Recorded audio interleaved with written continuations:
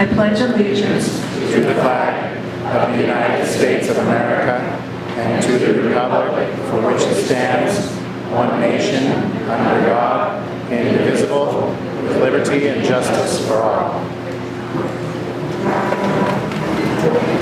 Thank you. So a couple of things I want to go over before we start. First of all, this is a huge number of candidates we have this evening. We have 19 candidates to get through, and so I'm going to be holding people really tight to the timelines.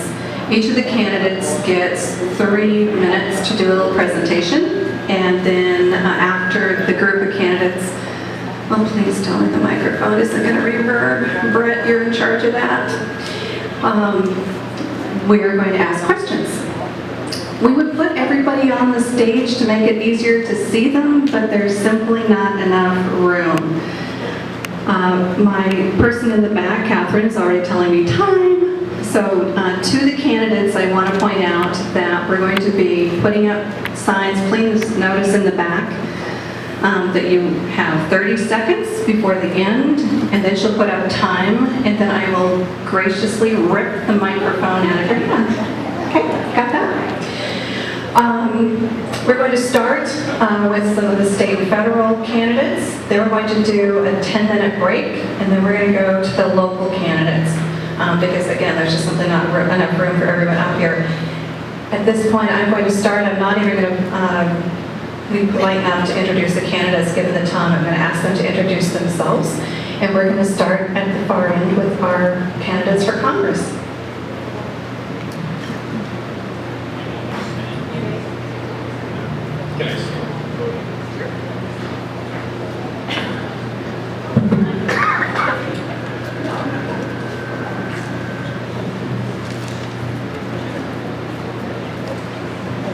Good evening. Oh, I think you can do better. Good evening. My name is Dave Wilson. I'm a candidate for Congress. First, I'd like to thank the Republic Business and Professional Women's Organization for putting this together. We really appreciate that. I'm originally from the Midwest, the Illinois-Iowa area. That's where I grew up. I got transferred to Spokane in 1980, and I've lived there ever since. My wife grew up in Spokane. We've been married 31 years. I have 6 children, 5 grandchildren so far. I started a business in 1982 from scratch, and I ran it until late 2011 when I sold it to one of my employees. I worked for another year and a half on a transition contract, and then I decided to do this since about this time last year. The reason I'm running for office is I believe that Congress is broken. It's dysfunctional and gridlock. The people that I have talked to are all fed up with Congress. Since I started campaigning in January, I've talked to over 2,500 people, mostly one-on-one when I'm doorbelling, but also in small groups when I'm talking to service clubs or doing house parties. No exceptions. People are fed up. I'll bet most of you, if not all of you, are fed up as well. So I'm running to end the gridlock. That's my theme, and I've got some brochures over there you're welcome to grab. The combination of gridlock and voter disillusionment, I believe, is a dangerous path for our country to be on. It does not bode well for a democracy. I'm running as an independent candidate because I believe both parties are pretty dysfunctional, and they're either unable or unwilling to work together. The answer to good government is not stalling, obstruction, or no government. And it's not over-regulation, bigger government, or overspending. And frankly, good government is not rocket science. It's working together, not expecting to get our way on everything, finding common ground, compromising, and moving forward. If you have time to get my brochure, in my brochure I have a written pledge with all my promises on it. I think you'll find my pledge to be refreshing. I have 6 legislative priorities, and I got the stop sign. That they can ask you about later. Yes, please ask me later. Thank you very much.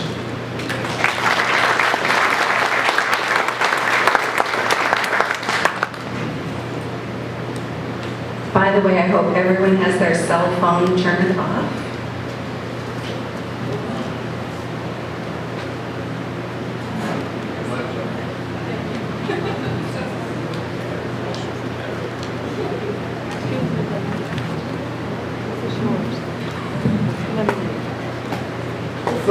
First of all, thanks for the invitation to speak. I'm Tom Horn. I'm a Republican. I'm running for Congress for the seat now held by Kathy McMorris Rogers. In 2008, candidate Obama promised to fundamentally change the United States of America. He won in 2008 with 53% and in 2012 with 51%. He's our president, but those numbers won't give him a mandate to fundamentally change our country. I'm running for this seat due to the poor performance of the Republican leadership, including Kathy McMorris Rogers, in opposing the president's promise. It's like they don't know how to play this game.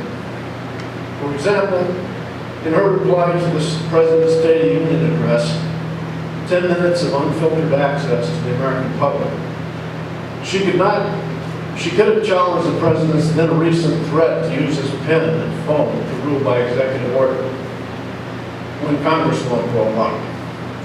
That's how they do things in a banana republic, not our country. Instead, she gave us a miscongeniality speech. A couple weeks later, she came out with the Republican leadership's plan to pass an immigration bill that includes legalization and said that we're going to have to push this as a legal status, not amnesty. Well, I'm sorry, if they get to stay, it's amnesty. I'll provide much stronger pushback for the majority in this district and nearly half of the country who did not vote for President Obama, and for the clear majority who don't want another amnesty for illegals.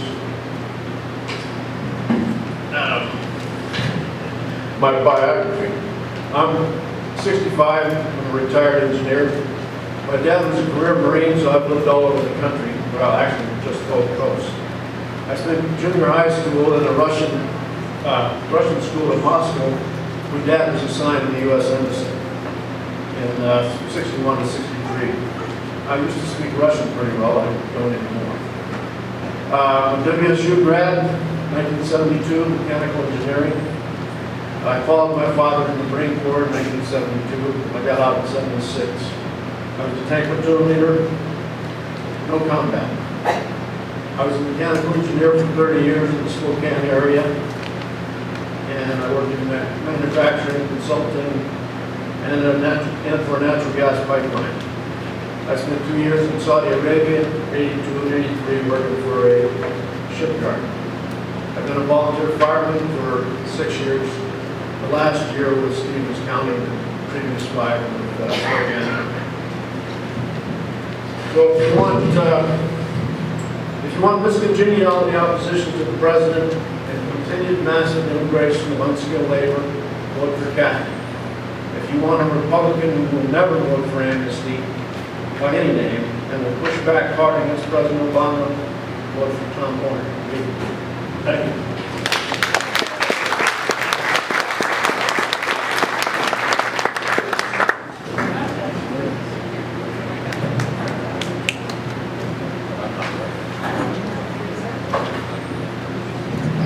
Good evening. I'm Joe Codas, and I'm running for Congress in the 5th Congressional District. I'm so grateful to the Republic Business and Professional Women. This is a great opportunity for us tonight to talk a little bit about ourselves and also a little bit about why we're running, and I guess looking forward into the future for the people of the 5th Congressional District. The 5th means mean. Someone who won't just roll over and side with special interests at the expense of her constituents. Whether it's affordable health care, veterans benefits, meals for hungry children, or women's rights. Our current representative has only known one way to vote. She votes no. We need someone on Capitol Hill who has your back, and I can be that individual. I will be that individual. I grew up right here in Eastern Washington, and my attention has never diverted from this community that I love. My wife and I live in Inchland. We're small business owners. We have 4 adult children, 6 grandchildren. We've lived there all our lives. We understand the needs of our communities. I work daily to better our region as an educator, as a small business leader, and also as a community leader. Unlike many politicians, I have managed people, I've signed paychecks, and led from front lines of growth and development policies. As CEO of Total Trump Federal Corporation, my leadership oversaw a $10 million economic turnaround in 9 short months from the time I got there in January 2010 to the end of September 30. 9 short months, we made a $10 million economic turnaround. We ushered in a new era of economic growth in the region. The 5th District deserves better than what we've suffered for the past decade. I have the experience, understanding, and compassion to take your voice to Washington. My role as citizen, small business owner, and community leader has prepared me to represent you in Congress. I humbly ask for your vote coming in 2 weeks from today. Thank you very much.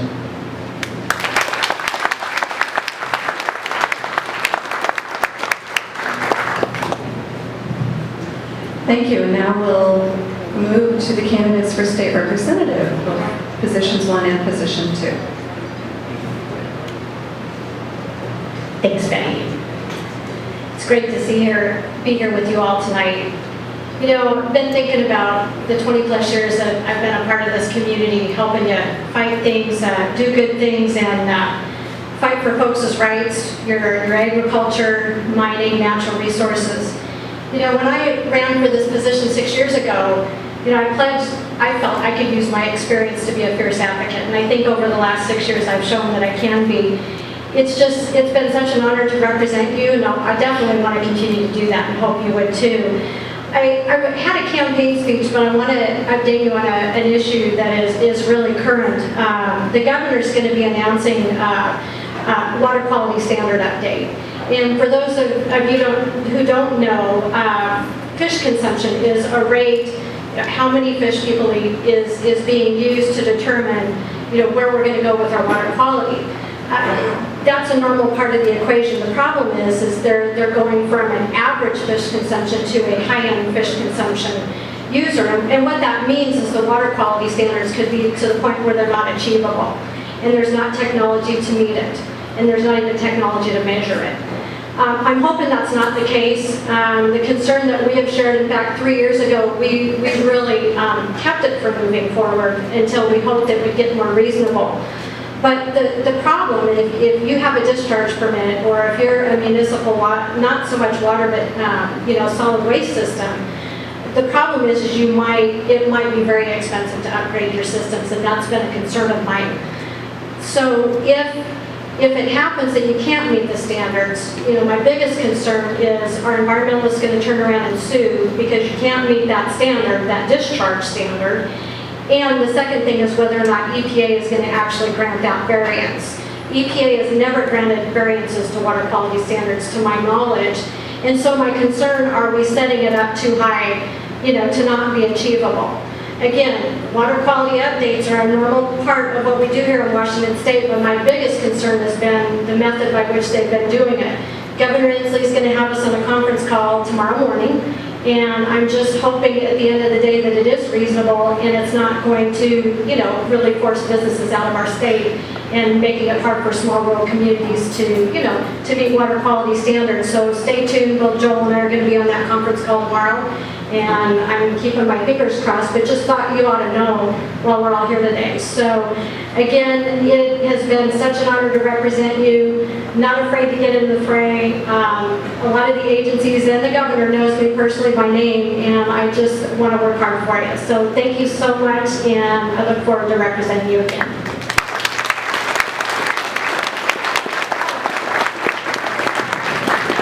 Thank you, and I apologize to Representative Short. I'm not doing introductions this evening, so I'm sorry about that, Representative Short. So, next, please. And I'm not going to be introducing anyone, so you're going to have to do that, sorry. Good evening, thank you for coming. My name is James Acker. Spent the last 24 years in Eastern Washington.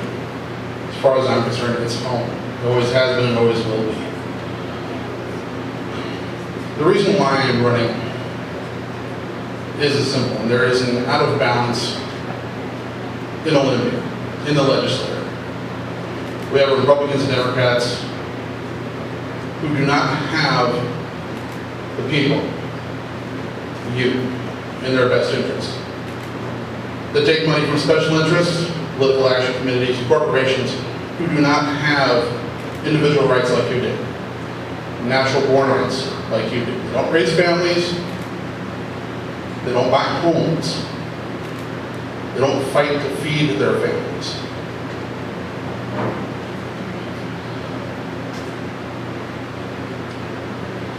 I grew up building houses and working from job to job to job. 2 houses a year for 12 years between me and my father. After that, I went working installing satellite dishes. I learned one simple thing: you do not quit until the job is done.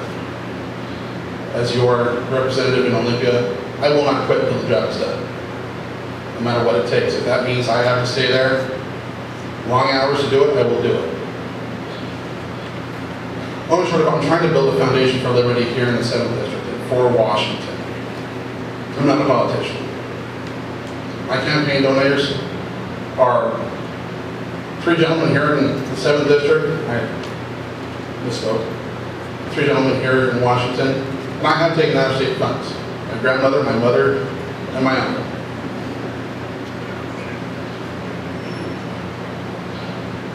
I think that I am the best choice to represent you folks. I'm the best choice to represent the 7th District. Thank you.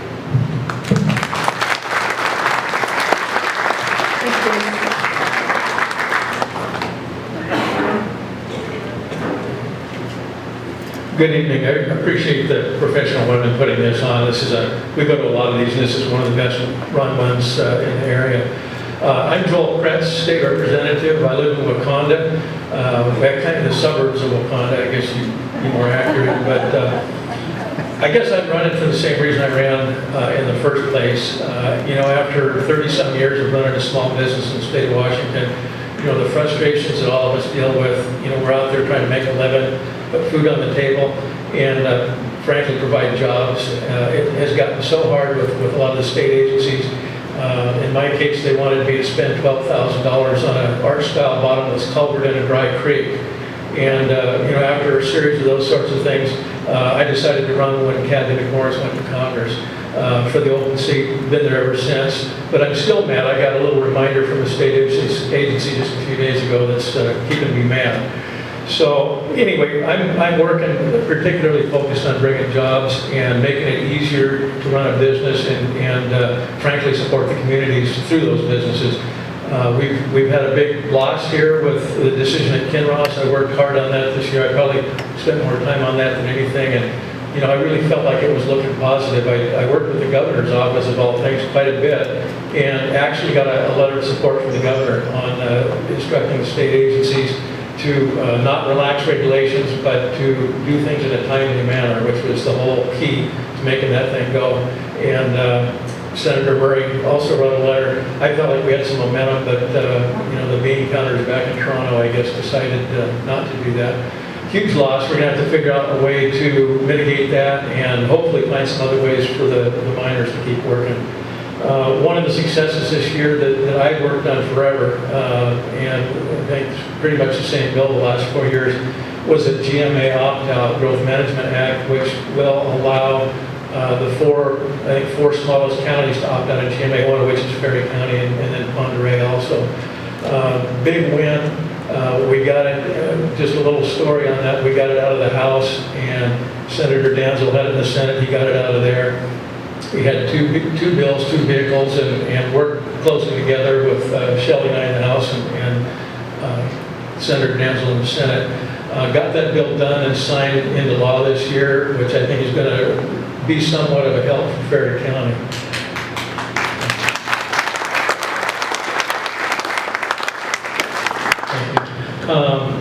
One thing I'll point out, I'm the deputy minority leader in the House, which is a real boost for this area, because when the big budget things end at the end of session come in, I'm in the room with the governor and the leaders of the House and Senate, which is a huge help for the area. Appreciate your support. Thank you. Thank you very much. I do want to remind people that we are taking written questions. We don't take questions from the floor. So if you want to ask a question, we have paper for you. Janine is coming around with baskets, Vanna, and the pens. Then we'll also pick them up. So as soon as we're through with this group of presentations, we'll start with questions for individuals up at these tables. So please make sure that we get your questions. Thanks, and my apologies for interrupting you, Senator. All righty, well, thanks for the invitation from the BPW, and thank you, ladies and gentlemen, for being here. My name is Brian Danzel. I know most of you in the room. I've been the county commissioner for District 2 here for the last 4 years, and last year I was elected to the state senate.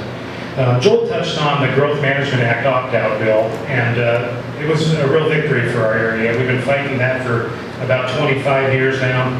To be able to get some relief and actually put that money to good use is going to be a godsend for Ferry County in the future, especially with the diminishing tax base. One of the things that I'm pretty proud of this year, my first year in the Senate, was that we got out of session on time and on budget without raising taxes for the first time in 10 years. I thought that was pretty good.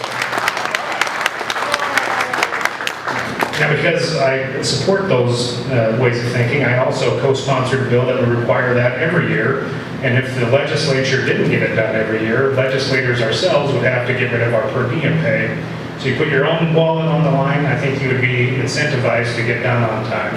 If you and I in our private lives didn't get done on time, we probably wouldn't be able to continue in that profession. I think that should be the way the state legislatures run also. I'll tell you, this year was a big year as far as environmental controls went.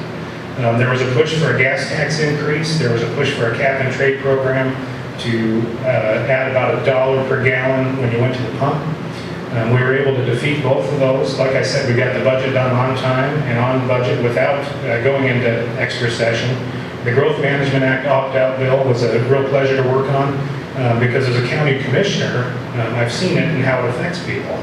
It was nice to get rid of that. And finally, I'll say, I don't know if it's a coincidence, but my first year in session, the Seattle Seahawks won the Super Bowl. So, I think that's pretty cool. It's all your fault. I have to tell you that it's an honor to serve as your senator, and it was an honor to serve as your county commissioner, too. And I think that one of the biggest things when you talk about leadership isn't a campaign promise for hope and change, and it's not a promise that's empty that you can't deliver. I said that I was going to go get growth management out of Ferry County, and I did that. I think keeping your word is important. I think having the courage to sometimes take on your own party is pretty important. For folks that know me, you know that I don't necessarily walk in lockstep with the Republican Party. I have conservative ideals, but if they don't line up with what the people of the 7th District want, then I'm not afraid to tell them that I'm not interested in what they're pushing either. So I think that, with that being said, I'd love to have your vote. I'd love for you to stand by me again so we can go back to Olympia. We can do more things. One of the things that I'm looking to take on next would be the Shoreline Management Act. I'd like to be able to have more common sense towards water rights, and I'm out of time, so I just want to say thank you very much for your support. It's good seeing you all.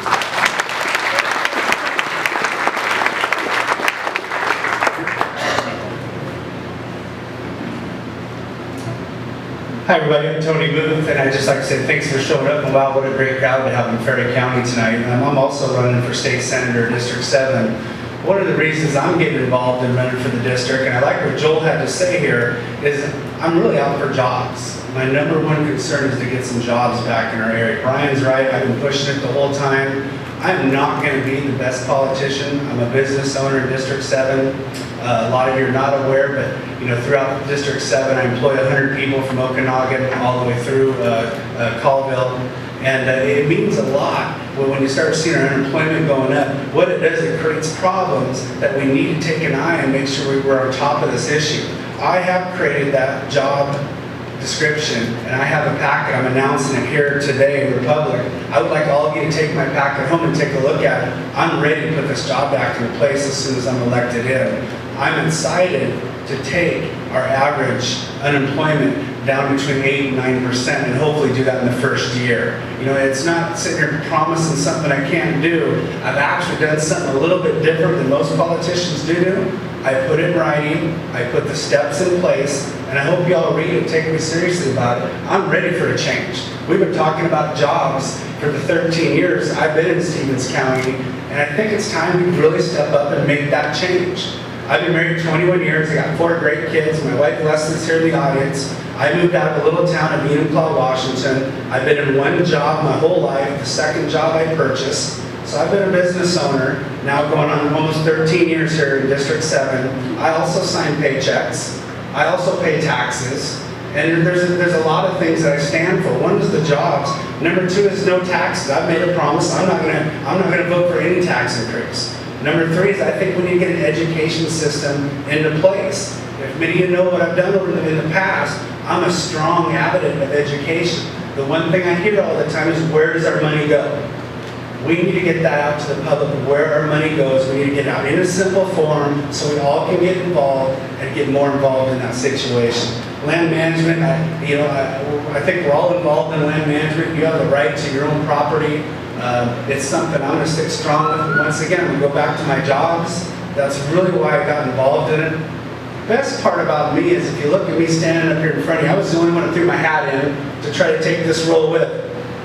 Think about it, you got a great business person up here. You got a guy that's kind of a sponge that can say, you know what, I'm ready to listen, I'm ready to learn, I'm ready to take it to the next level. I've also opened my office in Colville. I've already hired 1 employee. I'm ready for you guys. I hope you take me seriously, take a packet, take it home. I'd like to know your input on my jobs. Thank you very much.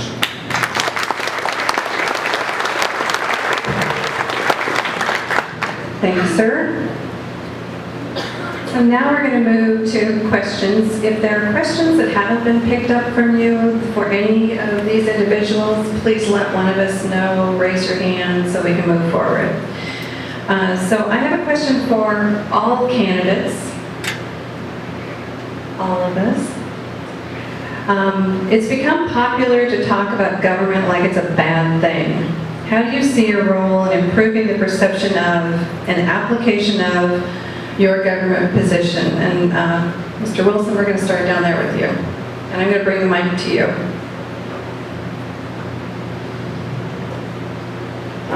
I think,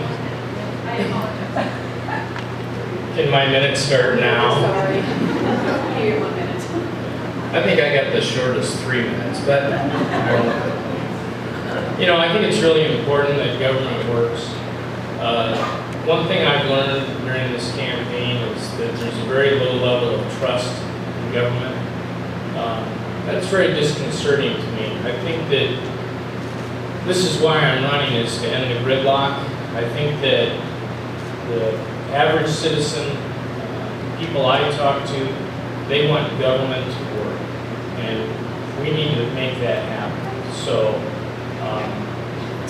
if I'm elected, that's what I'm going to focus on my first year in office, is trying to end the gridlock and restore the trust that people have or people have lost, try to restore it so that there's more trust in government.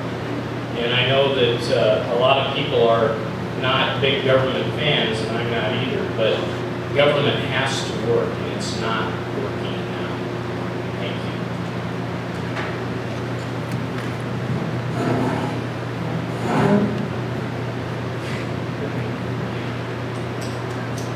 you. We're a very closely divided country, you can see by our election results. We got a president, 51.1%, and then we have a Republican majority in the House and a small Democrat majority in the Senate. So gridlock, that's what we voted for. I think it's keeps things from getting worse faster. So, but at the same time, let us see that 30-second sign. Yeah, at the same time, we do have to get along with one another. Not electing people from both far sides of the spectrum, and for some reason or another, they don't feel they have an obligation to cooperate with one another and meet in the middle. Don't meet on the strength of 51.1%. Don't meet on the far left side. Meet in the middle. And I think I try and work to meet in the middle. Yeah, I did work in the government, tribal government, and I also work in the business side of the government. Government is necessary. And in the 5th Congressional District especially, you can look at the last couple of years, government hasn't worked at all for the middle class. As you can see, if government isn't available, rich get richer and poor get poorer. In the 5th Congressional District, 1 in 5 people live on food stamps. 1 in 6 people live below the federal poverty level. Our unemployment rate is 30% higher than the federal unemployment rate. That is because government hasn't been working the last couple of years. These numbers are getting worse the last couple of years. 2 years ago, 1 in 7 people were on food stamps. So you can see as government isn't working for the people, it keeps getting worse and worse and worse. And what's going to happen? All our people are going to end up in the poor. We're not even going to be able to get into the middle class. So that's, government is necessary. Thank you. Thank you. Government is necessary, but I think when government starts crowding out the private sector and the things that we used to do for ourselves, I think government's gotten too big. And a lot of times what I saw when I was congressional staff and now as your elected representative, I have seen agencies look to do policies and regulations just to grow government agencies. And what I've seen isn't a humbleness or a willingness to serve. Now there are good employees out there that work really hard for the public, and they do what they're supposed to do. But there are also others that have attitudes that roll over the top of us in our individual property rights, in our communities, and in our businesses. And so I think what I've been doing since I've been in the legislature is to really expect that they take that public servant standpoint, realizing that tax dollars pay their salaries, pay my salary. And that it's a can-do attitude, that where there's a will, there's a way. We can get through it. Innovation is a great thing. Washington State is certainly known for it. So I appreciate it. Thank you.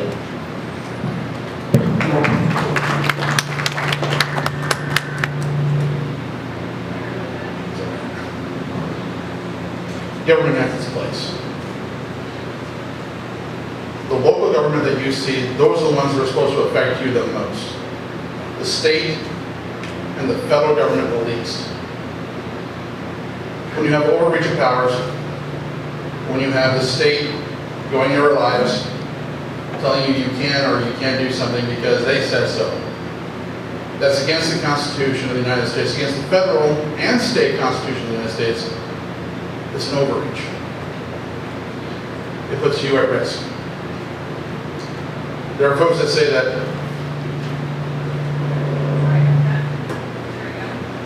sorry, excuse me.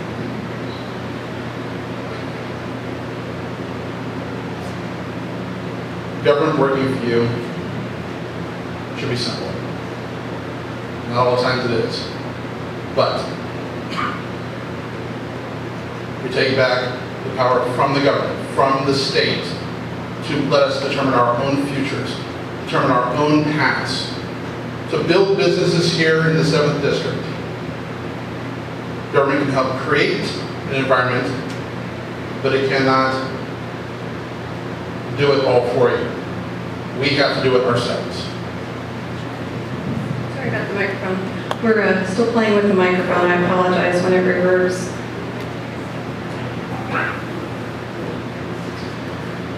Well, I think we had a pretty good government a couple hundred years ago, but we've gotten so far away from that model, the framework that the founders gave to us, that until we get back a little closer to the Constitution that was written so many years ago, we're going to have trouble. I think probably the best example of why government's not working, why people are on food stamps is right here in Ferry County. If you've got agencies that take 7 years to issue a permit to drill 2.5-inch holes in the ground, government's not working. Thanks.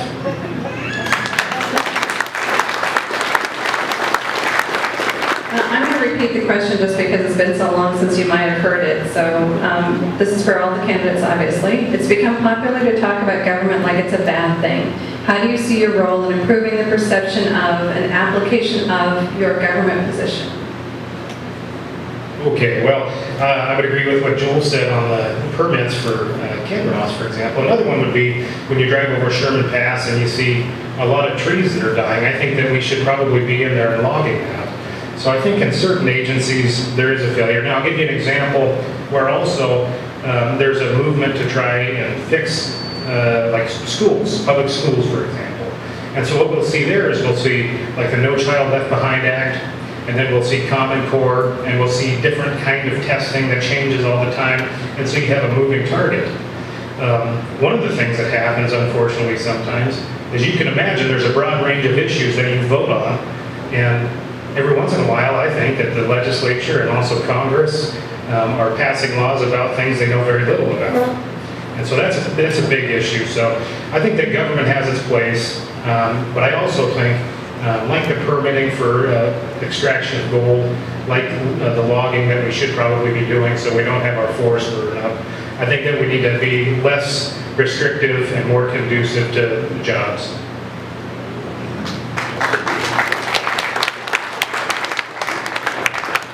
Well, I'm going to make this easy on you. I'm not going to take the whole minute. Here's my belief. If the government is the largest business in the world, it needs to be ran like a business. If it doesn't work, you need to change it. If they're not working for you, they need to be terminated and moved on. If we had more professional business people in government today, we might not be where we're at. Mr. Wilson, the next question is for you, and maybe to help with the reverb problem, if you would join me up here. The question is, how will you deal with Social Security and Medicare? Well, fiscal policy, I think the biggest problem with fiscal policy is it's always done piecemeal. I think we need comprehensive fiscal policy. In 2010, there was a bipartisan commission put together called the Simpson-Bowles Commission. 9 Republicans, 9 Democrats, they voted, can you hear me in the back? They voted in that committee to send a proposal to Congress, but Congress didn't pass it. What I liked about that proposal was it was comprehensive, it addressed all areas of the budget over a 25-year period. It reduced the federal debt by $4 trillion, and it balanced the budget. And if you do that over a 25-year period, there's not so much pain and suffering. So part of that was Social Security and Medicare.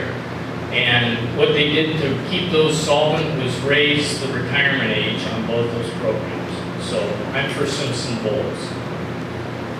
Thank you. Actually, why don't you stay here for a second, and I'll pick on you. This is for all the U.S. representative candidates, but as long as you're here. How do you plan to work with rural regions in the state to improve economic conditions? Well, if I'm elected, I promise to be a tireless advocate for the 5th District. So, to me, the biggest part of that is communications. So, on my pledge card, what I promise to do is I'm going to hold monthly town hall meetings, one a month, every year. One in each county seat. So I'll have at least one town hall meeting here every year. If you call or write my office, someone in my office will get back to you within 24 hours.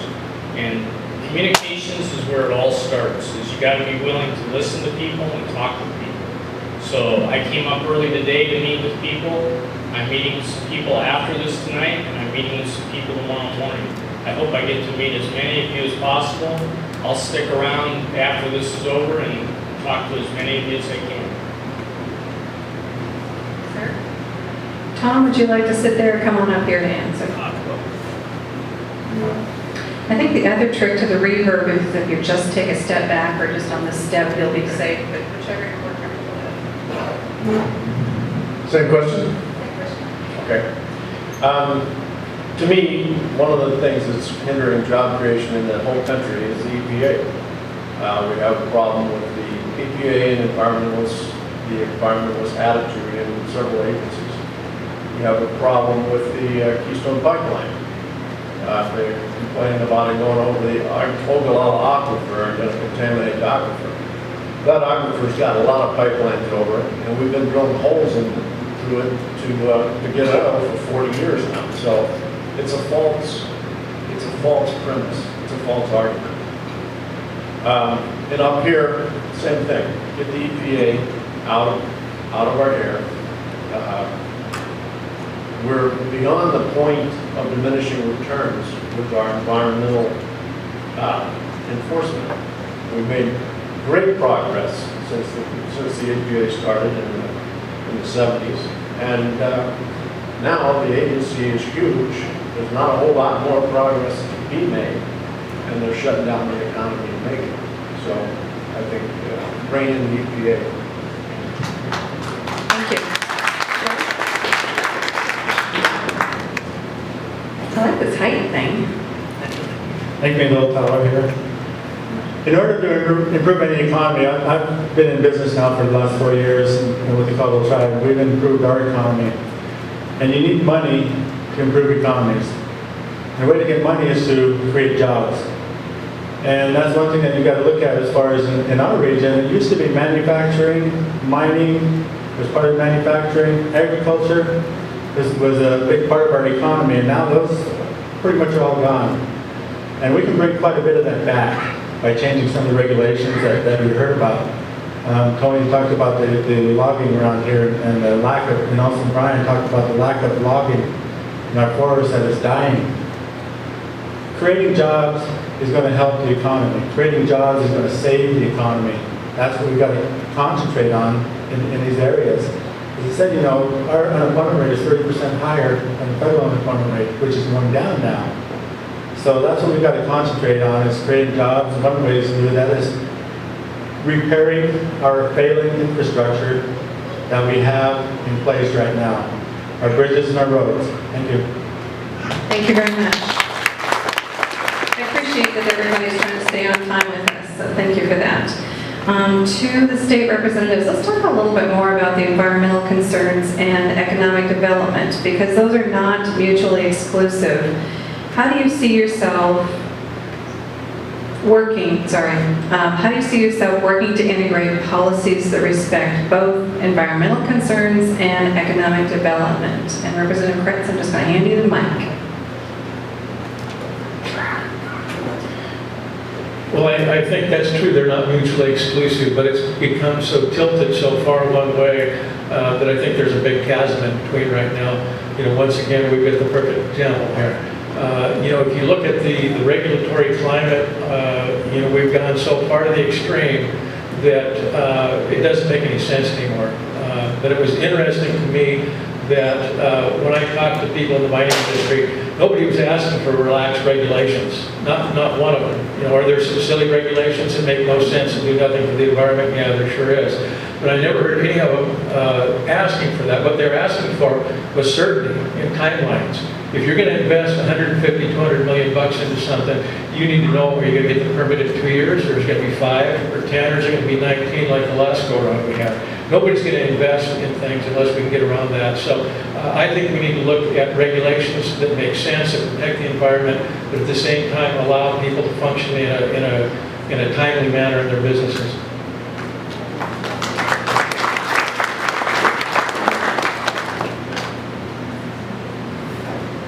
I'll have to agree with Joel in the fact that the system that we have right now is out of balance. We have an agency that will just not even willy-nilly, they'll just go out and make policy. Federal and state. Now this is the part that we're going to also have. The federal government is going to enact regulations to the EPA. The states do the same thing. Sometimes they coincide with each other, sometimes they don't. What we have to do here in the state is find a balance within our own state between our economic needs and the environmental needs of the region. Not the state, just the region. Because we're all part of the 7th district here. And that is going through and talking to everybody, making sure that their voice is heard, bringing your voice to the table, making sure the economic concerns are actually considered, and then finding a balance between the two. That's the only way to do it. Thank you, sir. Thank you, Betty. You know, the thing that I look at, I'm the ranking Republican on the House Environment Committee. So a lot of these issues come before our committee. And I will tell you right now, the biggest polluter is poverty.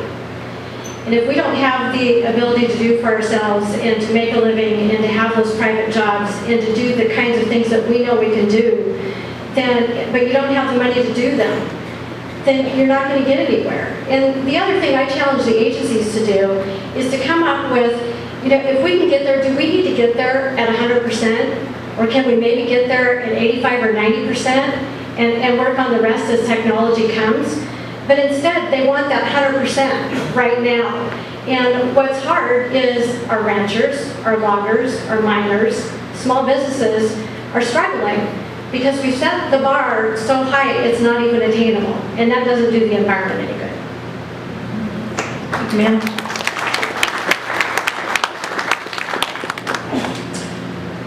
This is for all of these individuals who are running for state representative and state senate.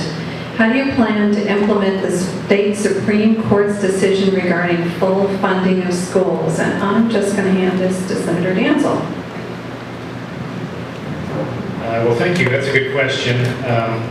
The first part is there's expected growth in the economy. I think you've got to put 2/3 of the new revenue that you receive towards public education. And then finally, I will be dropping a bill that will turn some of the federal lands to the state, like North Dakota did, which provided for a lot of oil jobs. And then from that, instead of getting out of balance, if you will, trying to do county and local jurisdiction pilot programs so that we can do some natural resource extraction. Some might remember that with the timber excise dollars, that's how schools used to be funded. I think we need to get back to that. And again, I'll just say, when you drive over the pass and you see burning trees that are going to burn down or that they've got a lot of bug kill, it's a shame to me that we're not extracting that before it causes a damage. And also, if we put people back to work, they could be paying into the system, and those tax dollars could go to fund public education. It would also help out with our problems with the mine. We'd be able to get permitting done quicker. Thank you.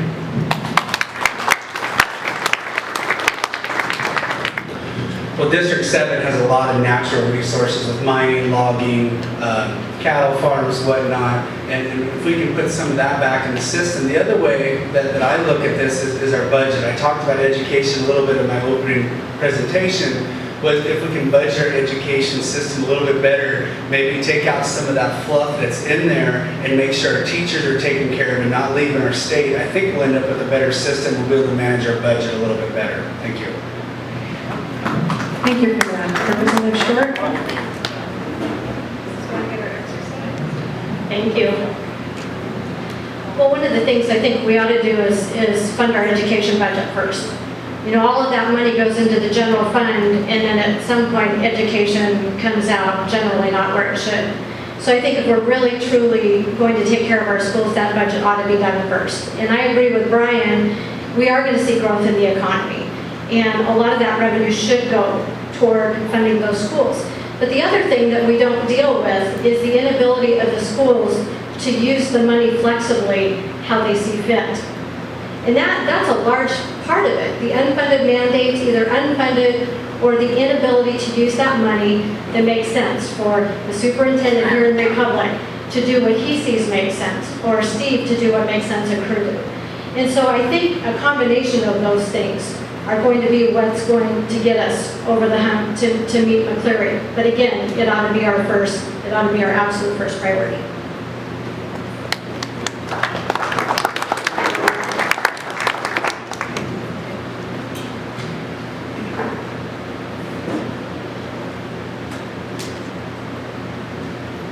My mother was an instructional aide down in District 81, so she saw all sorts of interesting things between the school district, the teachers, and the students. All the school budget, the road budget, all that goes in the general fund. Let's break that up. Let's take the school fund and its own separate account. We have funds that we know that are going specifically for education. Put it in its own separate fund. Take it out of legislators' hands. You can add money all you want to that fund. After all the bills are paid, great. Schools should be taken care of first. The other thing, we need to get school choice, charter schools, back into the ability of the parents. Let you make the decision on what's best for your child, your grandchildren. The state and the federal government don't always know that. You do. If you want to homeschool your kids, this is the way to do it. Thank you.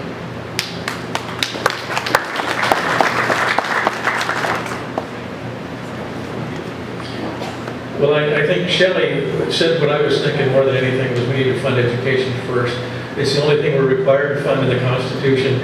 And I think it was 6 years ago the House Republican Caucus introduced a bill basically to force the legislature to do that. You know, the idea was this is the only thing we're required to do. Let's do it right. Let's do it without distractions. Throw all the lobbyists, special interests out of Olympia for a month, and let's sit down and do a thoughtful education budget and fully fund it. You know, I look at our local schools, and those folks are pinching dimes, and they're doing a really efficient job. But we have not given them the funding. We're too reliant on local funding on the schools now. But I think that's the approach that we've got to take, and it's about priorities, because basically the session in Olympia is a big scramble for state money. You know, we've got a $33 billion budget, and if you look at the percentage of spending on schools and education, it's been on a slide for many years. And you look at all the rest of the spending, it's been going up. So it's back to getting the prioritizing of what we're going to fund, and schools need to be number one. Thank you, sir. So now a question for our two candidates for the state senate. Gentlemen, what's your plan for working with Democrats? Well, good question. You know, I was pretty proud with the Growth Management Act opt-out bill. I got to work with quite a few Democrats. In fact, there wasn't a single Democrat that didn't vote for that bill. And so basically the way that I believe you work with folks is you work on what you have in common. You stand by your principle. It comes easier for me because some of you may not know this, but for many years my mother was a Democrat, my father a Republican. They've been married now like almost 40 years, I think. So I come from a family that knows how to talk to both sides. I think the biggest thing that you have to do, though, is treat people like people, but not give in on the issues that you can't give in on. I've got a proven track record of working with some really good Democrats locally, like Gene Boer. In the Senate, I worked with Bob Hasagawa and Senator Conway. There's folks in the House that I know through the representatives, Kretz and Short. And so you build relationships and you're honest with them. And that's the best way to deal with anybody in any capacity. Thank you.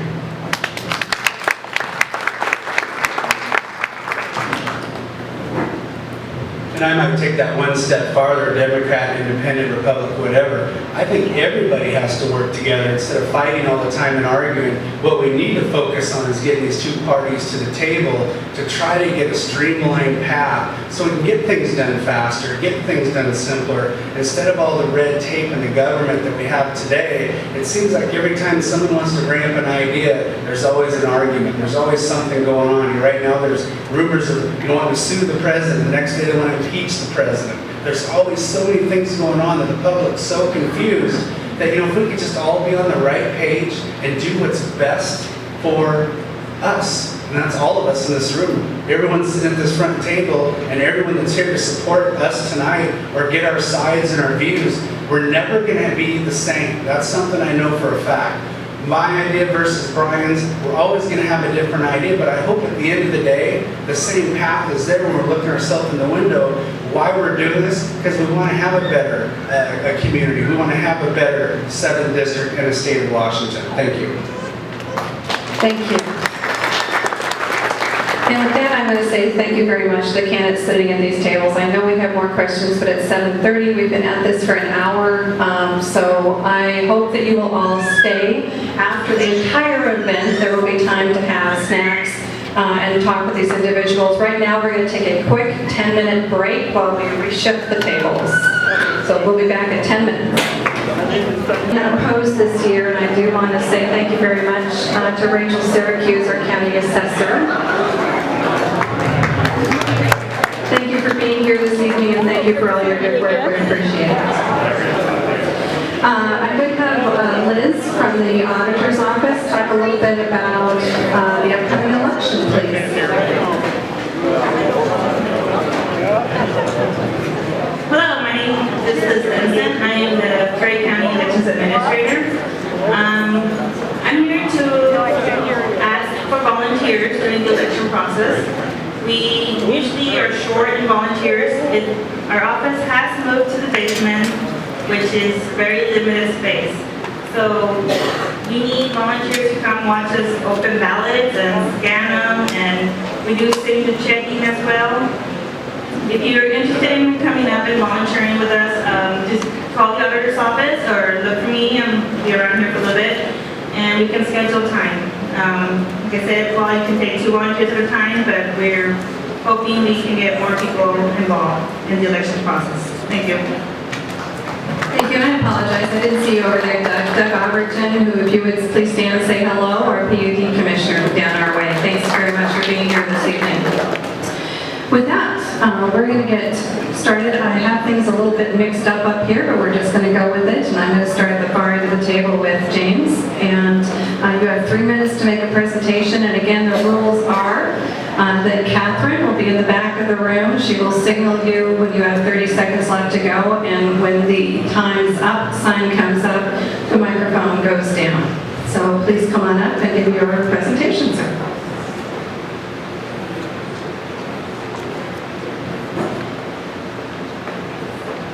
Well, for one thing, I don't believe that this was just happenstance. I'm on the far right.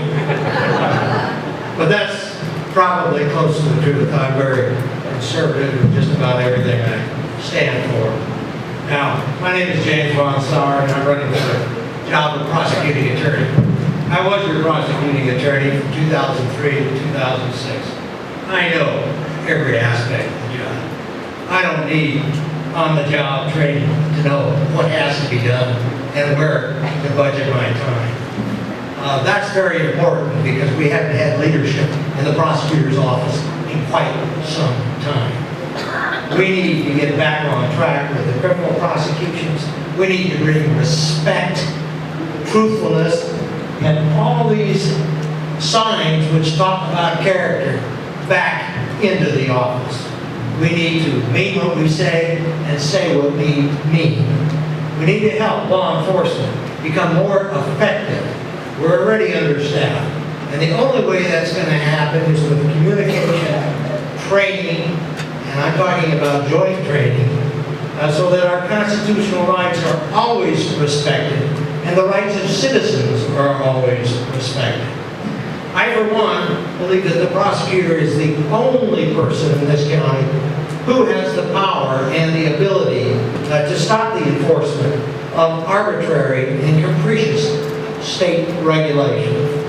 And although we work half for the state and half for the county, and are paid half by the state and half by the county, that doesn't mean we are stooges of the state. You want a local person who knows the local values of this community to be your prosecutor. Not somebody who comes from out of town or hasn't lived here for a while.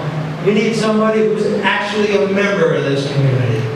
My family's got 45 years here. I've been practicing law here since 1976. No, 1996, sorry about that. And I've got 32 years in California in the civil aspect of the job. That's one thing you need, is some civil experience. And if you look at my resume and my papers, I've got the experience.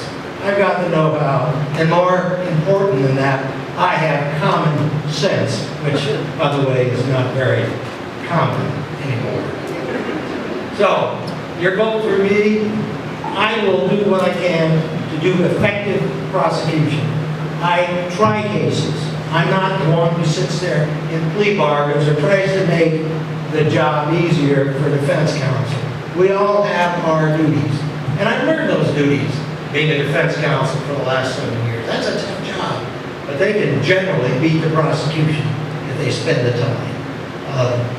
And I think that would be important for you to have somebody who's capable of actually representing your interests and protecting you from arbitrary government contract. Thank you.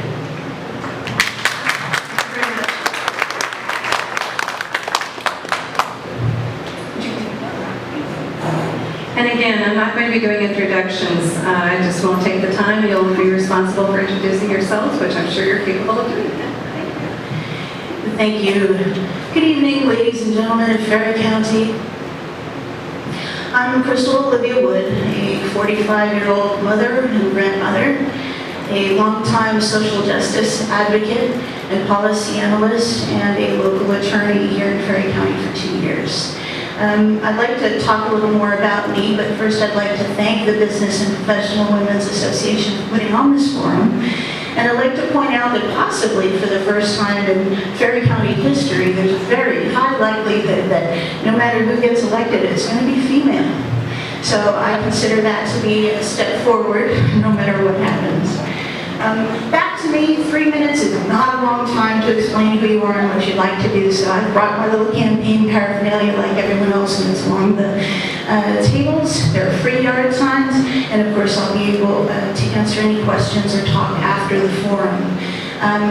My background includes education in social justice theory and political science and communications. I have a BA in communications and society and justice from the UW. Also obtained my Juris Doctor or law degree from the UW as well. Prior to being an attorney, I spent about 20 years in the administrations of several human service nonprofits, including the Planning and Distribution Department in United Way of King County, conducting the administration of 2 foster care and permanency planning programs for Lutheran Community Services Northwest, and also being an executive administrator for 2 inpatient and outpatient mental facilities in King County.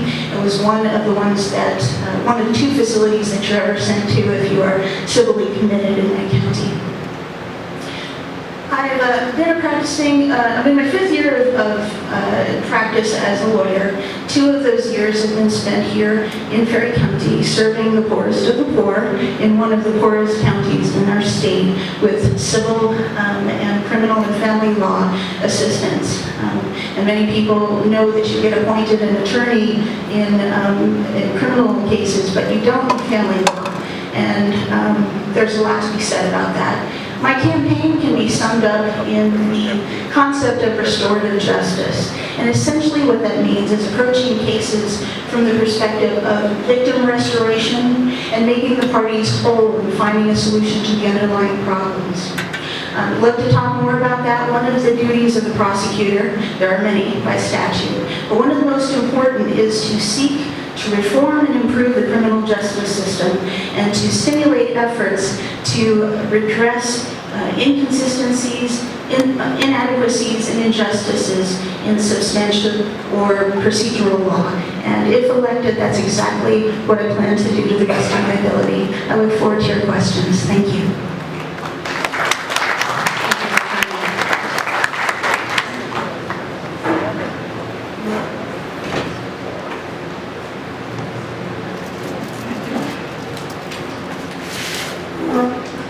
So I'm Emma Paulson, and I've been serving as your deputy prosecutor now for a little while.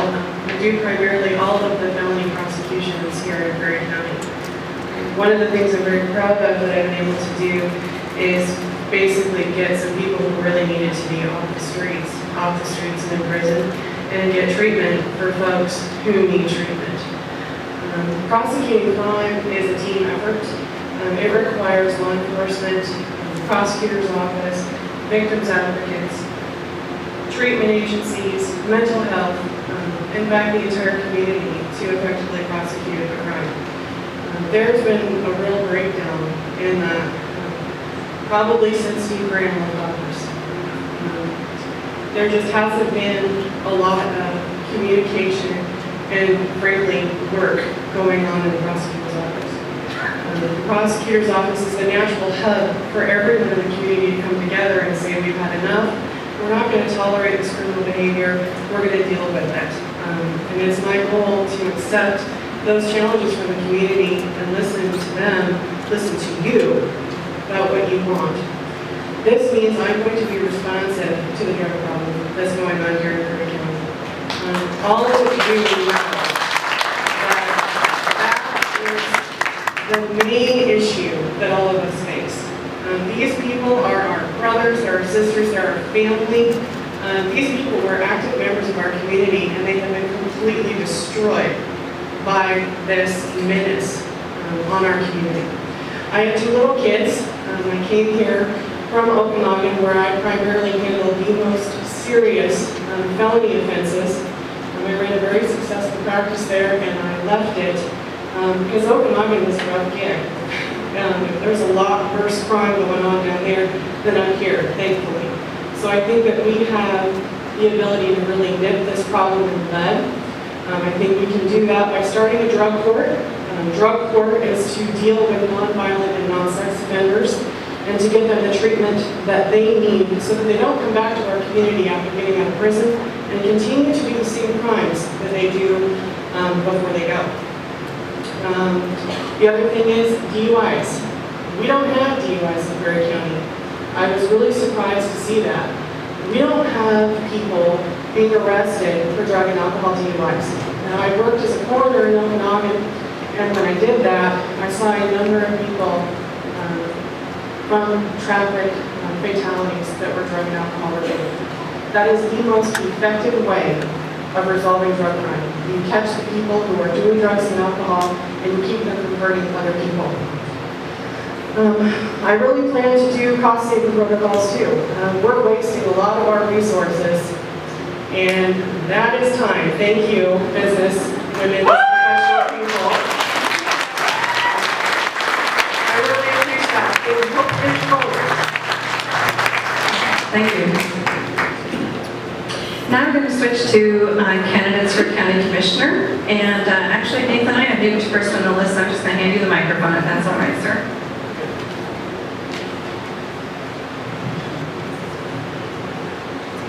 My name is Nathan Davis, and I'm running for County Commissioner, District 2.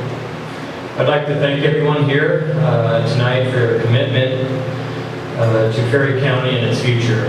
As a lifelong resident of Ferry County, I have personally experienced the tough times. After 10 years of working for a local sawmill, they closed the doors. I went back to school, finished a degree in computers, while starting my own heating and cooling business.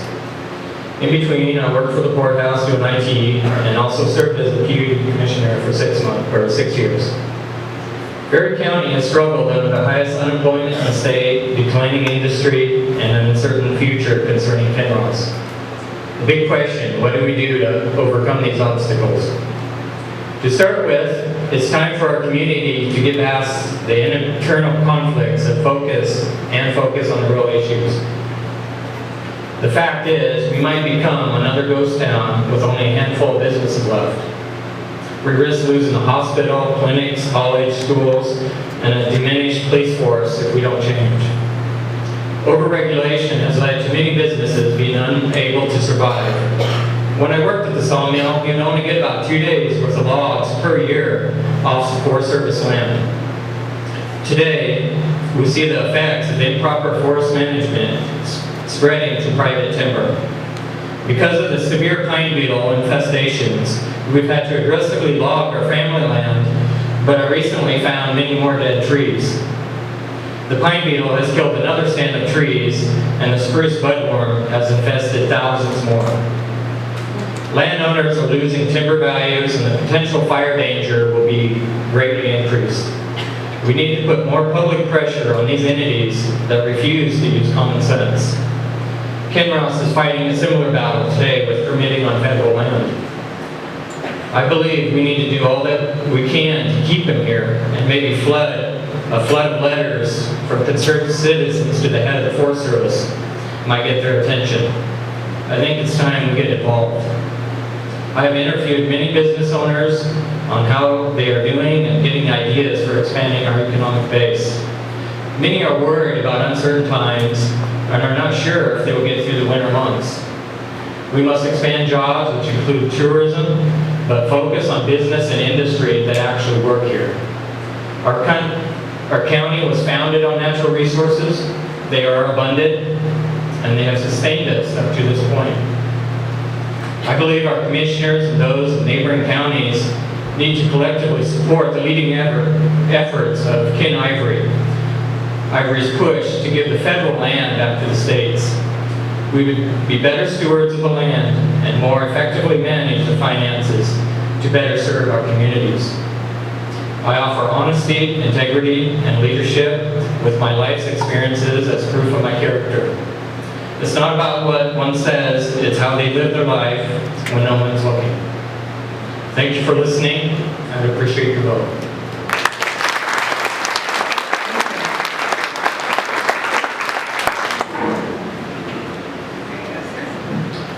Good evening, ladies and gentlemen. Thank you for having me. My name is Joe Jenkins. I'm on the City Council here in Republic. I'm on the board of the Northeast Tri-County Health District. I'm a father of 3. I'm married. I have an Associate of Arts degree from the Falls, a Bachelor of Arts degree from Penn State in Law and Society. I own a business. I took the liberty of pulling the duties of the County Commissioner off the state's website. They include budgeting and appropriation of funds for all county activities. I believe in using current revenue to create a realistic budget that adequately funds all the county's agencies. When there are budget shortfalls, I believe the best course of action is to create county-level legislation to expand the tax base rather than raising taxes. My ideas to increase the tax base are to revive the local economy and create jobs. We need to keep working with the state and federal government to renew and expand forestry, mining, and agriculture in our community. But we need to not keep all of our eggs in one basket. We need to make a business-friendly atmosphere in Ferry County. We can do this by lowering property taxes for job creators and subsidizing the marketing of tourism. Tourism is and will continue to be the staple of our economy. These investments are not just spending money. They are investments that pay back exponentially. 2, building and maintaining county roads. A community that cares about its infrastructure is planning for the future. Maintaining our roads and building new ones is essential to the county's economic future, and I feel they should be a priority for the Commission. 3, making and enforcing civil and criminal resolutions and ordinances not in conflict with state law, including those for land use and building construction. The oath I have taken as a city councilman will carry over to the Commissioner's office. I will support and defend the Constitution of the United States and of the state of Washington. Should a situation present itself where a new law is needed, my first resource will be these sacred documents. This will be my course of action when dealing with property rights issues as well. 4, supporting and implementing state and federal mandates. Unfunded mandates often create budget shortfalls. However, not complying with them creates tension between the different levels of government. It will be my duty to enforce any mandates that come from the other levels of government. However, I will work with our representatives to relieve our community of any burden they may cause. Overall, I'm running for county commissioner because I love Ferry County. I want there to be a future here for our children, not just the inevitability of having to move away to find gainful employment, because that's all there is. Something needs to change. I hope I can count on your vote. Thank you.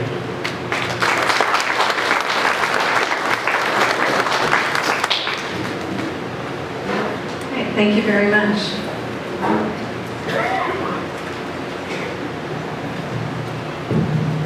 I'd like to thank the BBW for this opportunity. My name is Rose Carr. I lived in Ferry County my entire adult life. Most of that I've been married to me. And that's been a pleasure. I worked for the county for 30 years, first as a jailer and a dispatcher, and then as your 911 coordinator until 2009. I am willing to listen to all sides of an issue before making a decision. With the mind closing and further exploration and question, we could have a serious situation in Ferry County. Our schools, the hospital, and businesses will definitely feel crunched. In the past few weeks, I've heard several possible solutions, all of which will take time to implement. To mention a few, a more robust tourism, industrial hemp farming, increasing the ability to access technology, getting back to the basics of logging, farming, and mining, which would mean fighting the federal and state governments to reduce the restrictions. All of these and many more ideas require action, not just talk. If we are going to keep our young people living here in Ferry County, they need jobs to support their families. They are our future and have to be considered in the equation. Several states are trying to take their federal lands back. We received $80,000 in HILP money this year. We could do much better if we would join the other states in the future to take back some of our federal lands. I believe we could do much better getting logging contracts, managing our natural resources.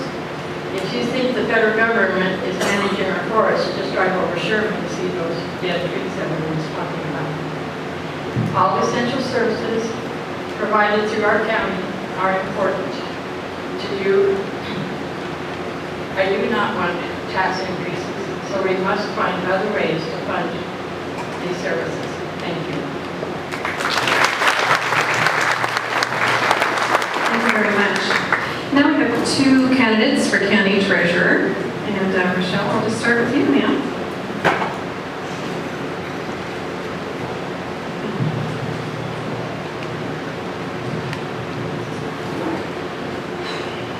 Good evening, and let me start, as everybody else has, by thanking everybody for taking time to come here and get to know us a little bit better. And thank you to the business and professional women for giving us all, not just the candidates, a platform to speak, but as a voter, a way to learn it myself. My name is Rochelle Rodak, and I want to be your county treasurer. This position has been held by Kathleen Root for the last 20 plus years, nearly 30. And months ago, when I first heard rumors of her retirement, I met with her to talk about the position and what it entailed. I am under no impression that this will be an easy job, which is why I'm so thankful to be from the community that I am. I moved here in the 90s when my mom moved back to the community. My grandparents had been here for years and years before that. While I moved away for a short time, I have spent most of my adult life here, and my two children hopefully will be 13 years seniors when that time comes, which will probably be a lot faster than I expected. Knowing that there's training, conferences, and undoubtedly long hours in the office, it will make it even more important that I have that strong network of friends and family to help support myself and my children. I've been with the local bank, it was Bank of America, it's now Washington Federal, for a little more than 3 years now. With my current responsibilities, I am the direct supervisor of 3 tellers, and I hold the largest portion of the audit responsibilities for the entire branch. And I might add that all of our audits have had extremely high marks since I've been there, and probably before. Obviously, dealing with cash and accountability is a huge part of my job, but compliance, customer security, and trust is even more important to me. Previous work experience is management positions with 3 small businesses, not all of them in Ferry County, but a couple of them were. I know that my skills in managing and prioritizing will be an asset to the office. As far as my education, I am a Republic High School graduate and very proud to be. I've completed courses in managerial and financing accounting. My associate's degree will be finished this fall. And on that note, public accounting is what I've taken classes on and what most people will have experience in, but it's far from the same as government accounting. And that's why training and taking the time to prioritize and learn the skills is really important. I've known many of you most of my life, and I've gained the trust of many more of you through the transitions from Bank of America to Washington Federal as your personal banker. And it's with this trust that I ask you to think of me when you vote.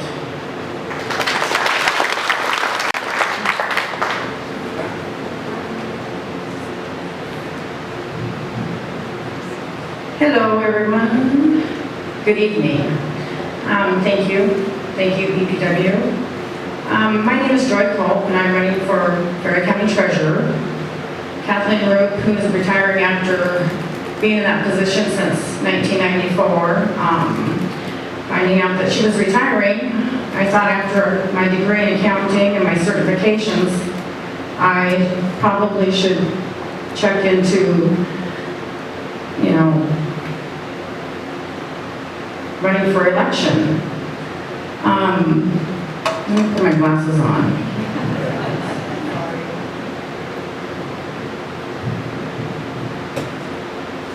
Okay, I have a accounting degree and I have 6 certifications in business communications, microcomputer accounting, software applications, payroll accounting, small business accounting, and bookkeeping. After moving to Ferry County in 1969, my dad, Floyd Roush, was a logger, and my mom, Ann Roush Ramey, did bookkeeping and accounting, was a dispatcher at the sheriff's office, and also served as a reserve officer. Proud of my parents that left us at an early age. I started working in Republic at the age of 12, helping at the creamery, bagging ice, cleaning meat lockers, and wrapping meat. At 14, I was approached by the owner of the Republic Hotel and Cafe to be a dishwasher. Within 1 week, the owner asked me if I would consider training for waitress. I waitressed through my teens to help out the household and buy school clothes. I worked as a dispatcher at the sheriff's office also at 17 and 18. After graduating in 1981 from Republic, I moved to Spokane to seek more challenges. Throughout the years, I've been employed and/or taking college courses. I'm married to Wade, who has been in the construction industry as labor, supervisor, and owner, and has worked for Rick Lutz Construction until his retirement this year. He is still in the construction business and very proud of his work as homeowners that he has built their homes for. I have 2 children, Barry and Krista, and 1 grandson, Cameron. Proud of my son, who married Danielle this past weekend. Both graduates of Whitworth University, and both of them now attending Pittsburgh Theological Seminary. Proud of my daughter, who has a degree in massage therapy and an esthetician license. Krista is also the mother of my awesome grandson, Cameron, who will be 10 on the 25th. I'm a 20-year member of the Eagles Auxiliary and volunteered in different organizations. I have 20 plus years of bookkeeping and accounting experience, including over 4 years as deputy clerk treasurer and clerk treasurer for the city. The position of county treasurer is in relation to duties as a city treasurer, but on a much higher scale. There are 180 funds to manage, including 5 school districts. There are also junior districts that include the fire, EMS, and hospital districts, and of course, the regular county funds. Responsibilities also include posting revenue for all districts, foreclosure on non-payment taxes, tax funds, and bond payments. I gotta go. Thank you. Thank you very much. And boy, do we all understand about the glasses thing. You're not alone. All right, we're going to switch to, we have 4 candidates for county sheriff. And we'll just start at this end. Go for it. Thank you. Thank you. Let's see if I can keep this reverberating too good. Well, many of you know who I am. My name is Ray Maycomer, and I'm seeking the office of the sheriff, which many people refer to as the highest elected office of the county. So in order to elect someone to such an office, it only seems prudent to get to know who they are. So I'll start. I was born and raised here in Republic. My family has 4 generations on our ranch, just a few miles up the road.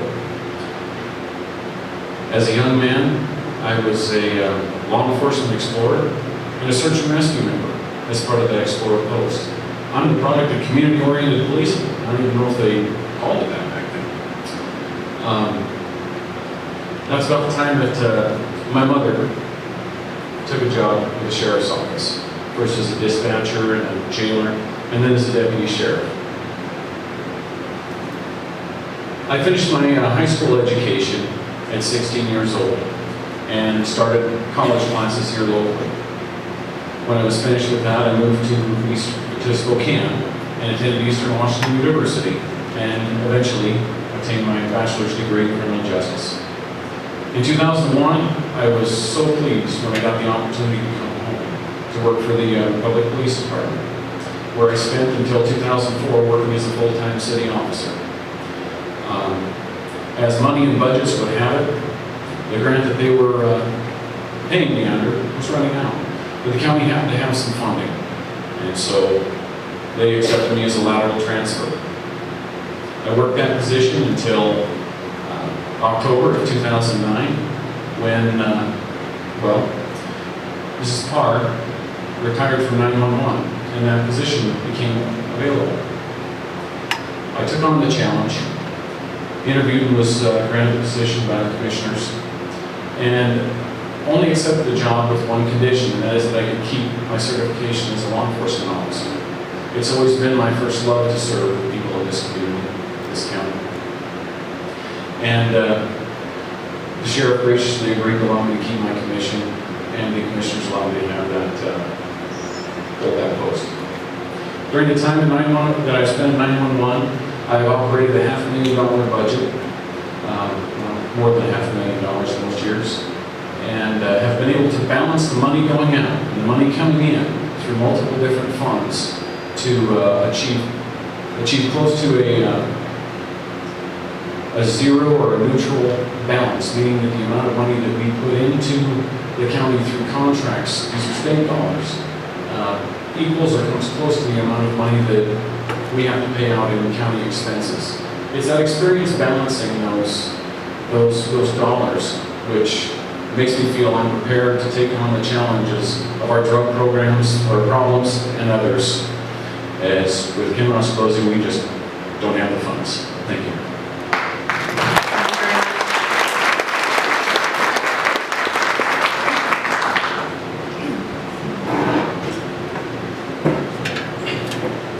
My name is Brett Roberts. I'm running for sheriff.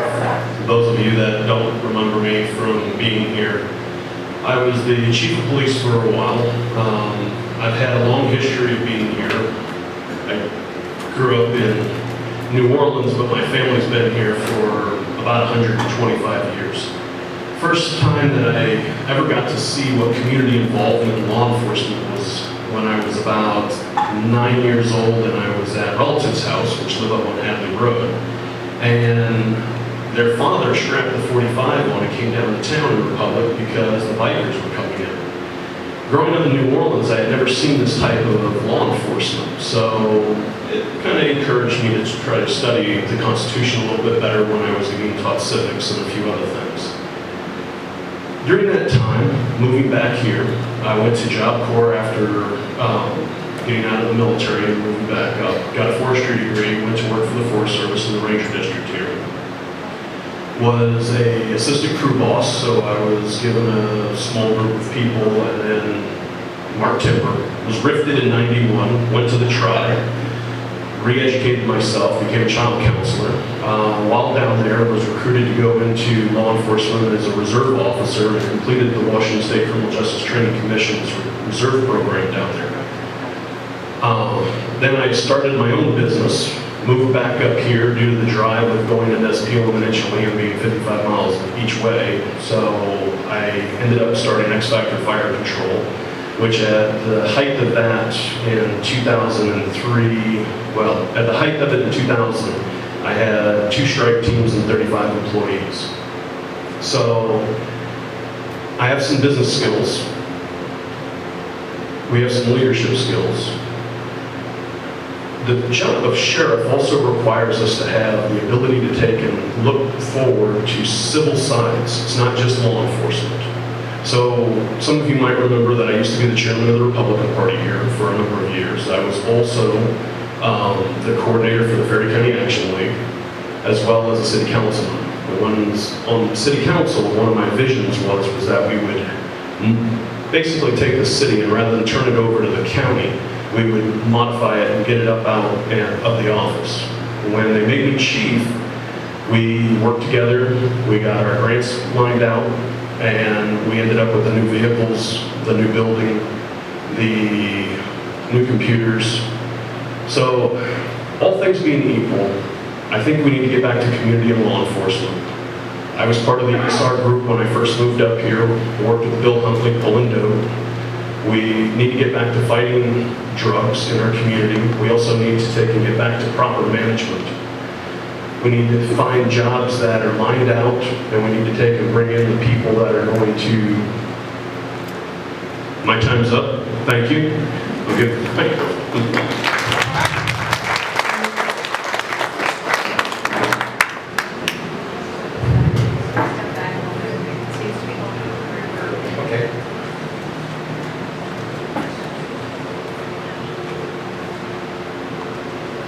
Get my glasses on ahead of time.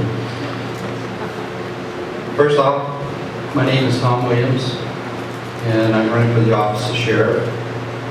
But before I get started, I'd like to thank everybody out here that showed up tonight. And I'd like to tell you that I'm very proud and honored to have served for this county and the citizens of this county for almost 22 years. In that 22 years, I worked as a narcotics officer, a detective, and a road deputy. And even after leaving the narcotics, with the North Central Washington Narcotics Task Force, I still was out there buying narcotics in a patrol car. So, don't think, please, for 1 minute that narcotics is not important to me.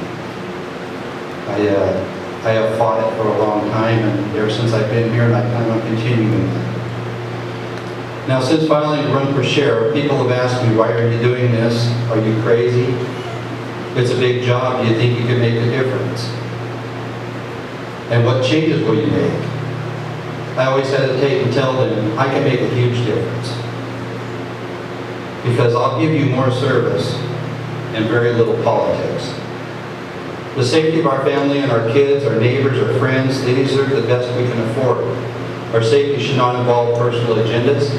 Public safety should not be influenced by who you are, where you live, whether I like you, whether I don't like you, whether I agree with the event that is occurring. And I plan on getting the public involved as much as possible. And those of you that know me know I tried this several years ago, and I tried it again once more. And for some reason, I think it's because I wasn't able to devote my time to it, that it wasn't as successful as I wished. However, I want everybody to know that without the public, a law enforcement officer cannot do his job. He may get the job done, but it's going to take him a lot longer to do it. When you have 2,200 square miles and 5 deputies and 1 detective, you need the, approximately 7,000 citizens we have in our county. We need their eyes out there looking so that they can let us know when there's a problem. Because I can't have a patrol car on every street at every moment.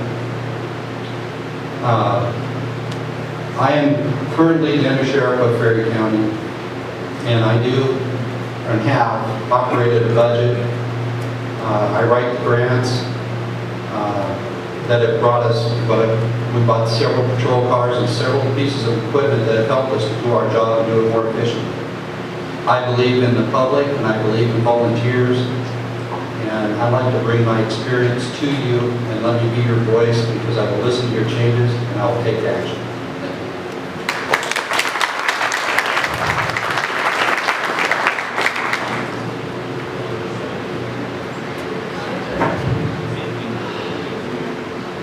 I'd like to thank everybody for coming in and the ladies that set this meeting up tonight. I was born in Mosquito, Washington. There's no hospital there no more. But I've been here for 60 years. I graduated from here. And I spent 28 years with the Sheriff's Department as a reserve. And I spent approximately 5 years with tribal law enforcement with the Colorado Reservation. And I agreed with Tom on a lot of things he said, but we have to have the people help us for what we want to do. We can't do it all by ourselves. And as far as in the narcotics department, I know Republic is getting worse. When you can sit on Main Street and watch a drug deal go down, and you look around, you don't see no officers around. We need help from the people.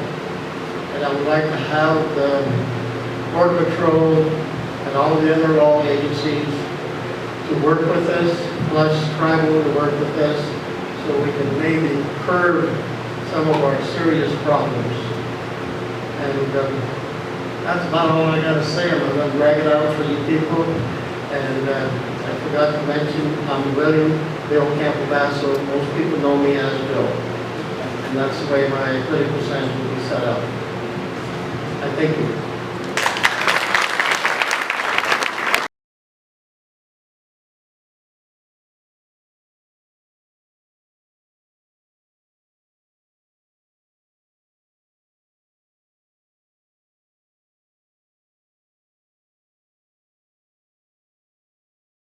For adults.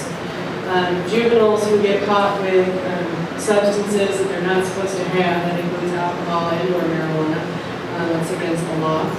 But we have what's called diversion, and what that means is the kid is actually given some help and some treatment to try and get them back on the right path so that they're not doing this again.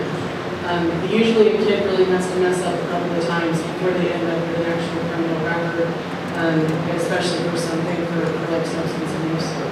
So I don't think it would be necessary to incarcerate them, throw them in juvie, or do any of that, especially not for a first offense. If we have a repeat offender, sometimes the criminal justice system or juvenile adjudication system is the only way that we can get them into treatment.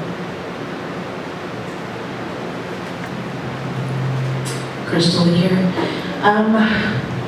Well, I would echo the practical matter that offenses by juveniles would be handled by a different section of our Superior Court. But in general, as a philosophy, if elected, my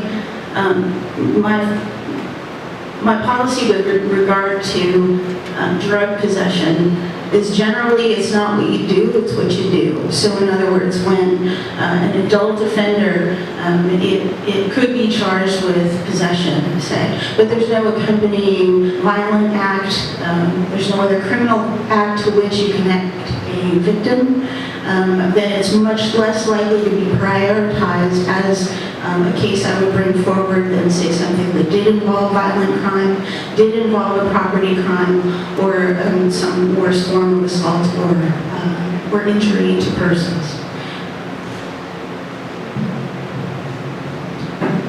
With respect to juveniles, they're in a class all by themselves. As both attorneys have told you, we have a juvenile justice system which takes over. My brothers will be immediate, swift punishment if that's available. These kids only have one opportunity to straighten themselves out. If they're not given it, there's a long, long road of criminal incarceration in front of them. If we don't get their attention right away, We've lost it. Thank you. All right, and I moved your chair, James, sorry. It's the reverb thing, sorry. Okay, quick question for the three candidates for prosecuting attorney. Please raise your hand if you are registered to vote in Ferry County. Thank you, that took care of that one. All right, next question for the candidates for prosecuting attorney. The state auditor's office found irregularities in the sheriff's department to the tune of $15,000 plus. The current prosecutor elected not to prosecute. Will you reopen this case and prosecute the implicated people? And James, I'm going to start with you, and if you just step back or come up to the podium, whichever you're more comfortable with. No, I don't know why the present prosecuting attorney failed to file the charges. Perhaps there's nothing there. There's nothing there that is provable. So for me to issue an opinion without actually looking at the file and analyzing the case is premature, and that's just what it is, an opinion. However, this is part of the prosecutor's duties, is to make sure that the accounting is proper and they have the right to prosecute. In a proper case, I wouldn't hesitate.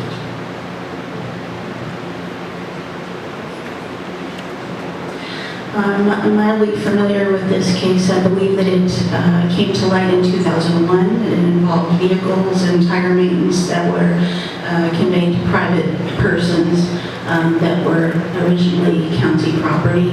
And I agree that it's part of the prosecutor's duty to bring cases forward involving this kind of corruption or failure of official duty or fraud. Unfortunately, because this was discovered in 2001, the statute of limitations on those offenses probably has passed. I could say that without doing more research, but essentially I believe that the boat has sailed on that particular activity, but I do also know that we all know of nuances of the same type of behavior that may have continued, and those are fair game.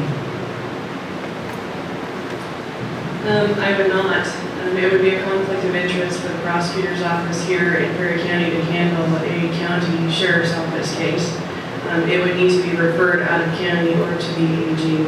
That way the appearance of fairness and no impropriety is preserved, and we don't have questions like, why is our prosecutor declining to prosecute the case? It should never, ever be handled by our office.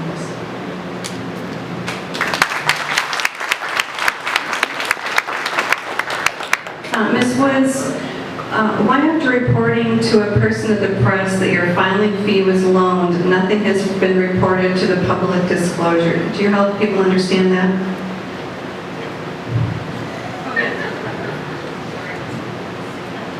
I had a conversation with the PDC, the Public Disclosure Commission, right about the time that I filed. It is true that someone personally loaned, without knowing what office I was running for, the amount of the filing fee, which is actually quite formidable. It was over $1,000 because it's 1% of what the current prosecutor makes. It also happens to be 10 times as much as I make as a pro bono lawyer. And so, yes, those funds were borrowed, but the filing fee is separate from additional campaigning and election funds. I have opted to do mini reporting, which means that the maximum that I can raise from anyone, or in the aggregate, is $5,000 in addition to the fee. And so it hasn't been reported because it's not required to be reported. But I'm not hiding anything, and I do appreciate the support of the community members that believe in my campaign. Thank you. Thank you. And another question for you. In many online Ferry County open forums, you have openly expressed in writing your disdain towards our community, even referring to Republic as repugnant. With this in mind, how can local voters be confident that you will be the best prosecutor for our area? First of all, online Facebook activity is incredibly volatile and open to interpretation. My referral to Republic as repugnant was making fun of the maturity level that I've been faced with. I've had people tell me that city council members have referred to me as crystal meth. And I figure that if they can't act like they are older than their shoe size, and I was making fun of that, basically. Someone replied to my post saying, "Welcome to Republic," and I said, "What do you mean, repugnant? Ha ha, snort." So that was a joke. As far as this disdain, I think that that has been completely misinterpreted. I do have concerns about some areas in which we desperately need reform here. And because I am a reformer, I focus on that. But I wouldn't be here if I didn't care about this community. I wouldn't be here if I didn't feel that my work here had meaning. And so I think that this has been misinterpreted. I'd be happy to talk to people at another time or after this answer session is over about that. But in general, if you choose your candidates via Facebook, God help you. Thanks. The last question is for you, James. This says, Mr. Bonsauer, how can you run for prosecutor when everyone knows your residence is in Okanagan County? Very simple. I have several residences, including one in Boys, which was burglarized 6 times last year. That's one of the reasons I'm running for prosecuting attorney. And 2, the only requirement for a prosecutor is to be elected. I've been a registered voter here for over 10 years, probably longer than that. And there's no requirement of residency for the prosecuting attorney, only that he has an office in the county seat.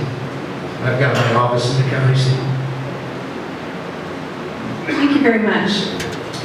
Now we're going to switch to questions for the commissioner candidates. And the first one is, on the issue of transparency, do any of you have any criminal history with the legal system, or have you ever been a convicted felon?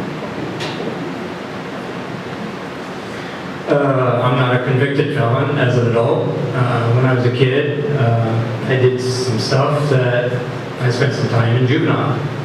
And I've been forthright with people about that.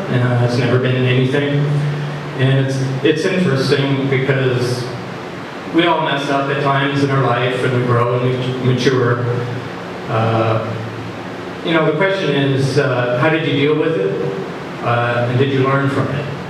And I think that is what, maturity is about, and growing.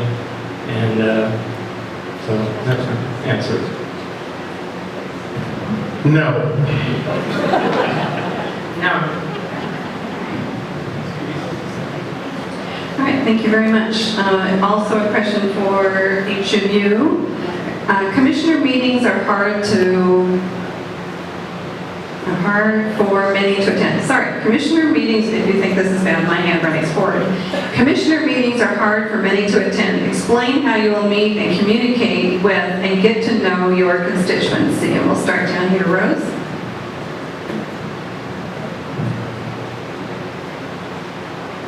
Well, I would like to call meetings in the evening sometimes if people cannot make it to the day meetings, maybe every couple of months set up a meeting that people could come and ask us questions. I'll use the same techniques I use on the city council. I go out and I talk to people, I ask them face to face. I use the internet because it's a new era and it's the best way to reach people quickly. I have in the past taken surveys via Facebook to make tough decisions on the city council. And, when the people speak, it makes it easy to make decisions. So, I value the opinion of all my constituents, and I want to make the best decision for them, not just myself. Thank you. When I was commissioner for the PUD, that was one of the first things, the first couple years, and my concern was transparency and trying to get stuff in the minutes, trying to let people know what was going on. And one of my ideas at the time was to have a night meeting, at least a half meeting each month. There was one day meeting, because those that out there working every day, they feel frustrated because they don't, they get home, they're tired, and there's no chance to talk to the representatives. And I would be open to, even as a county commissioner, if I were to get in that spot, to have a day, a partial day, other than your normal meeting day, that just people can come. Also, the thought of having a commissioner meeting in other parts of the county occasionally, maybe quarterly, to where people in Boyd's or other areas could be a part of the process.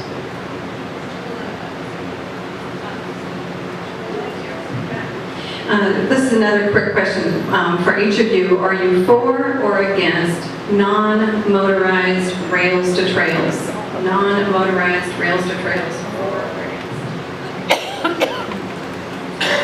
As far as the rails to trails, I've kind of kept my distance. From day one, when the mill closed, I was for keeping the rails, period. The rails to trails debate has been going on a long time. I think that with that, I would have probably put it to a vote right away in the sense that there was a lot of conflict. I know the county has voted, with the non-motorized. So at this point, I think there's areas that can be motorized, and even in the city, and I don't think there's been many infractions up to this date. And people have been responsible and doing what they need to do. Well, I agree with Mr. Davis here that we would rather have the rails here still rather than trail. It is an essential part of our tourism economy here, which is a staple, not just the big three. I support a motorized rail trail because it is one more aspect to bring in tourism dollars into our community. And, though I respect the opinion of those that wish it could just be for foot purposes, I value the freedom of everybody to use the resource any way they wish.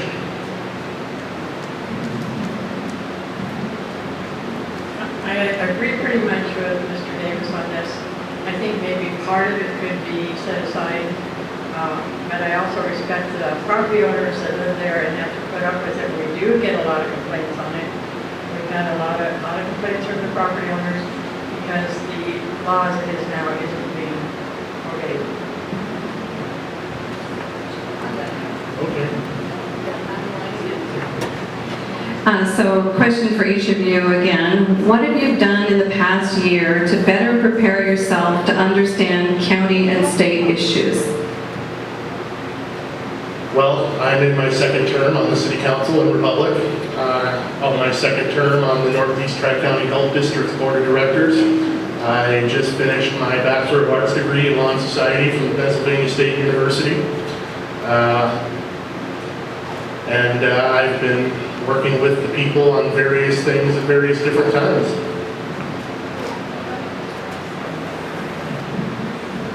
I'm on the State 911 board and have been for several years and understand the struggle that the small counties have. But the larger counties are having a lot of the same struggles for funding.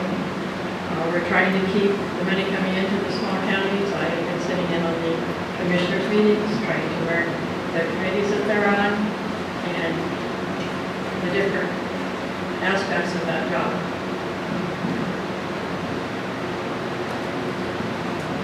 For the last few months, as soon as I made the decision to run,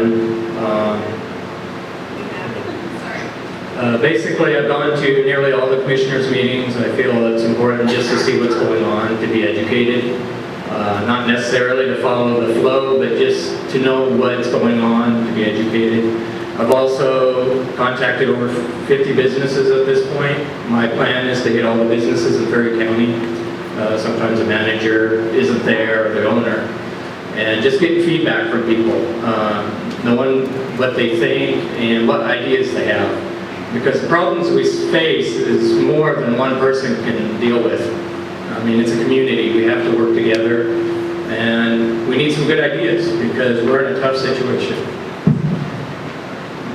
All right, last question for the county commission candidates. And again, I will say that there are a lot more questions back there for individuals, and we'll give them to you to respond to.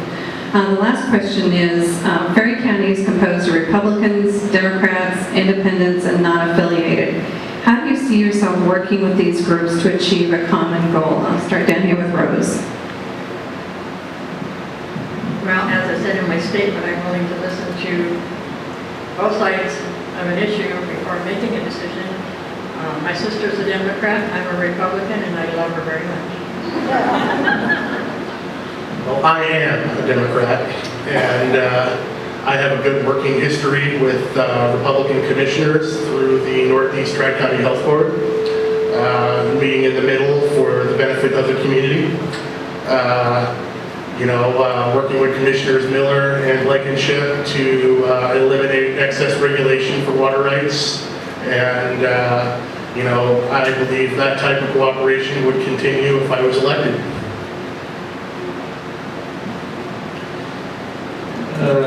On a higher level, you look at the federal system, you look at our state, you see the conflict between the different parties. I think we need to get back to truth and honesty and being able to talk without political correctness, toning down reality, Just lately I had a chat with a business owner, and right away he was right at me on all these issues. But it wasn't personal. We were just talking about the real facts. And after a while, we could find some common ground. And I think, talking, reality and truth, you can get past that. But both sides have to approach it in the same way. Thank you, appreciate that. So we're going to move to questions for the county treasurer candidates, but we only have 2 of them, and they're both for Joy. So I'm asking Joy to join me here so we can try to get away from the reverb problem. Joy, your name was mentioned in a recent city audit report. Could you explain what happened? Yeah, actually, you're going to have to wait for the second side of that story. I have some facts that are going to be written in the paper. There was an executive session called. No one could call me to come down to that executive session to figure out what was going on. There's more to the story than you guys have heard, so I will be writing a thing in the paper on that. And so maybe this is a related question. It says that you've been heard about town telling people that the city has been overcharging on city utility bills for several years. You were the city clerk until just a few months ago, so why make this an issue now when you no longer are employed by the city? Why didn't you address it when you were the city clerk?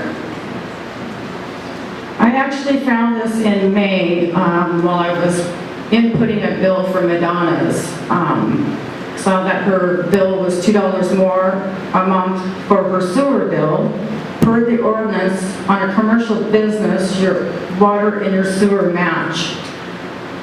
I had Alice call City Hall, talk to the deputy clerk who said, oh, sometimes that happens. No, that's not what the ordinance says. She never called back, nobody got back to Alice, so I called and talked to the clerk. I never received a phone call back. The only thing I was told was that happened on my watch. On my watch, that was a new software system that came into the city, and that was in July of 2013. No, excuse me, 2012. And I was told by the mayor to do my job because I had to learn my half of the financials in the back and to let the deputy clerks do their stuff. So I did what I was told. All right, thank you very much. Now we're going to move to questions for the candidates for county sheriff. And this is one for all of you gentlemen. They'd like your thoughts on combining city and county departments. And Ray, I'm just going to start with you if that's all right.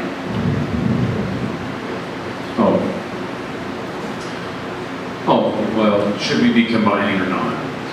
Well, it depends on the perspective you want to look at it from. The city likes its autonomy, and the county would like to make use of those resources.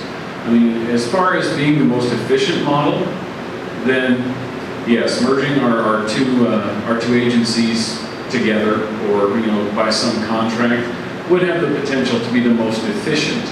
I would advise against that unless such agreements were put in place to ensure that the safety, or not the safety, the safety too, but the autonomy of the city is ensured, to make sure that the animal ordinances and things that the county doesn't generally enforce are taken care of.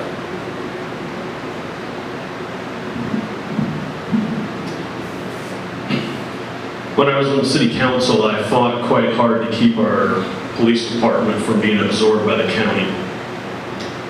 Sheriff Ozzie in Spokane has an agreement with Spokane Valley where the city of Spokane Valley maintains their autonomy.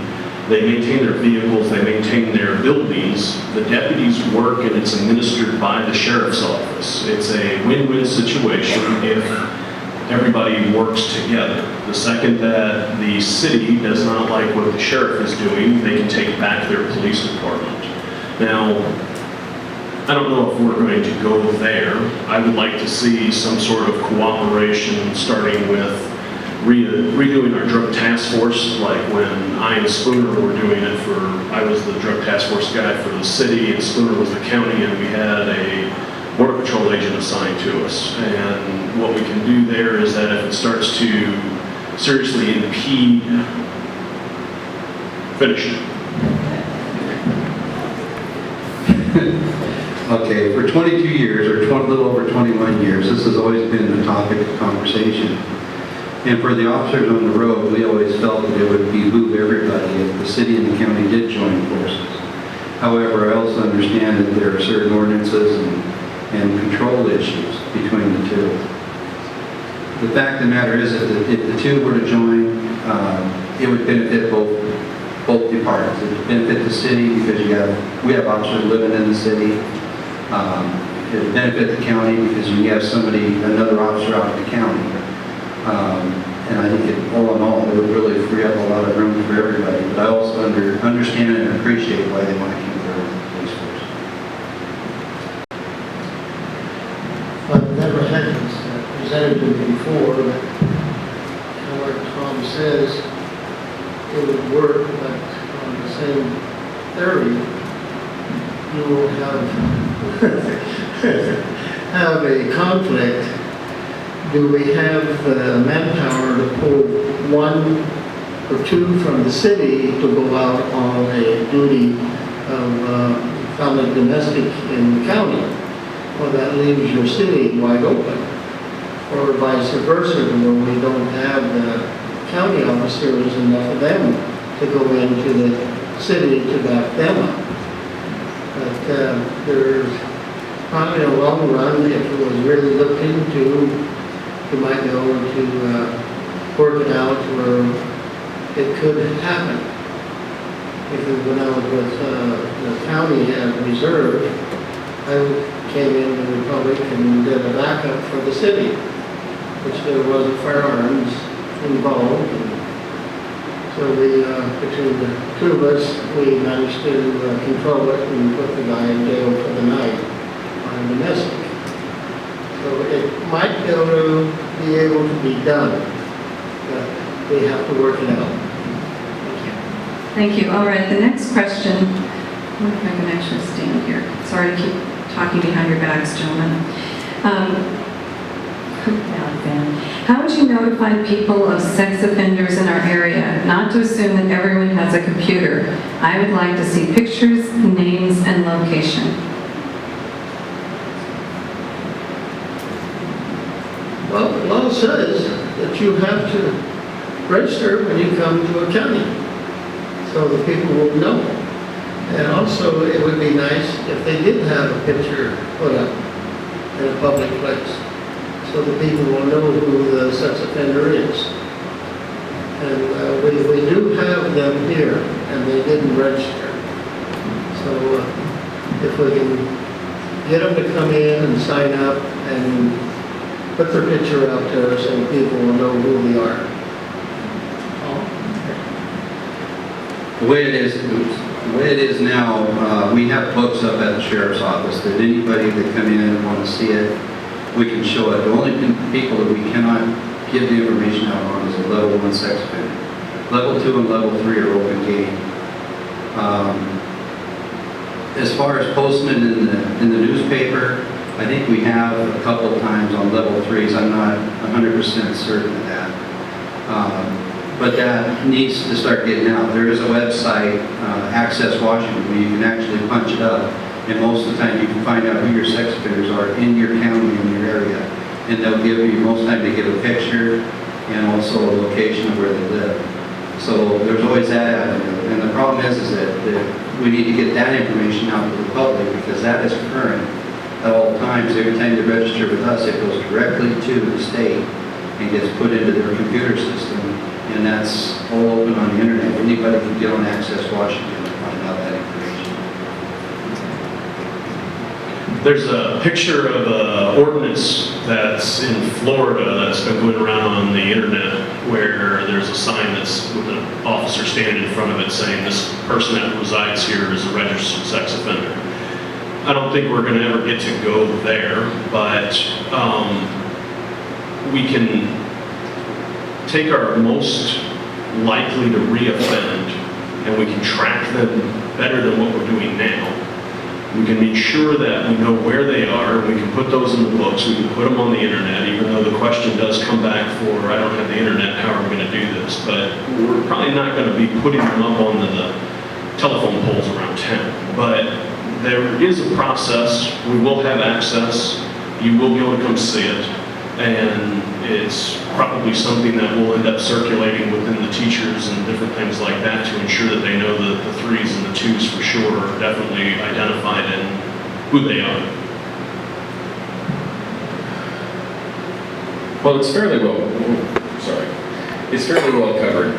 I would add that there are additional books in schools and that I would like to see the creation of a geographic database to where someone could telephone up to the sheriff's office and say, hey, this is where my address is. Are there any level 2, level 3 sex offenders that live near me? I would like to see that. It wouldn't be that hard to do, but like everything else, it'll just take a little bit of time and a little bit of money. So the next question, gentlemen, is will you assign a deputy to the North Central Narcotics Task Force? And if so, when? Brett, I'm going to start with you. Yes. For those of you that have been reading my stuff in the paper, I believe when I was on city council back in 2000, I fought hard to get Spooner into that. The city really didn't have the money, but we figured out where we could come up with the $2,000 to be part of the task force so that we could fight drugs in Ferry County. So that's critical. We have to have a drug officer in task force, and we have to have that person working with the city officer, as many other officers. Hopefully we can get back with the federal side of things, go from there. Okay, first off, until the budget comes up, we're not going to be able to put anybody to work full-time as a narcotics officer. However, I am currently right now manipulating the budget to where maybe I can get an officer assigned to the task force a couple of days a week, along with, in conjunction with the city police department. That will help us tremendously. As far as a full-time narcotics person, with the mine shutting down and our budget's going to get cut, of course, the first place that, and it's no offense to any of the commissioners that are currently in the session right now, but the thing is that the first place that always gets cut is law enforcement, or public safety. And it's a fight, and it's something that has to be fought, and we have to start winning it. And like I said, we're a member of the task force, and we currently have a deputy who works with the city, and they've been doing great at it. I pretty well agree with the 3 here. From the budget view, if you don't have the money, you can't put just one deputy on as a drug officer. So we have to work with your budget to get them to at least get one officer part-time working in the narcotics department. If the budget gets big enough, yes, you can go farther and go deeper into the problems.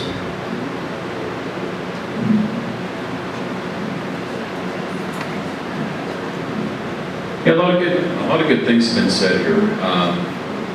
Of course, I'd love to put a deputy in the task force. We are members, and we are dues-paying members of sheriff's offices currently. But the truth is, like Tom had said, Ken Ross funds one of our positions, and when they go, logic would dictate that that position goes as well. So we have to find time. Time and money, they're basically the same thing. So if we could cultivate some of our volunteer programs, create them, alleviate some of the duties that don't require a badge and a gun to do, then we could free up some time for, say, the detective who currently works in the evidence room several hours a week. Someone to help process all of the mounds of Homeland Security paperwork that Under Sheriff Williams has to work through. Then that would free up time to put those people back out on the road and possibly free up time to work drugs as well.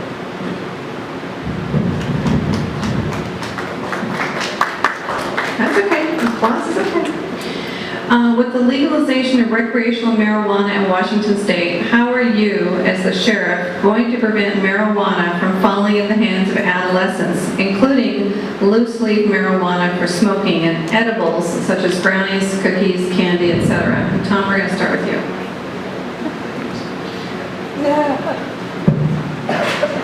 Well, first off, I'm going to tell you it's going to be a challenge, and it's not going to be an easy challenge. It's going to be a fight that's going to be an everyday fight.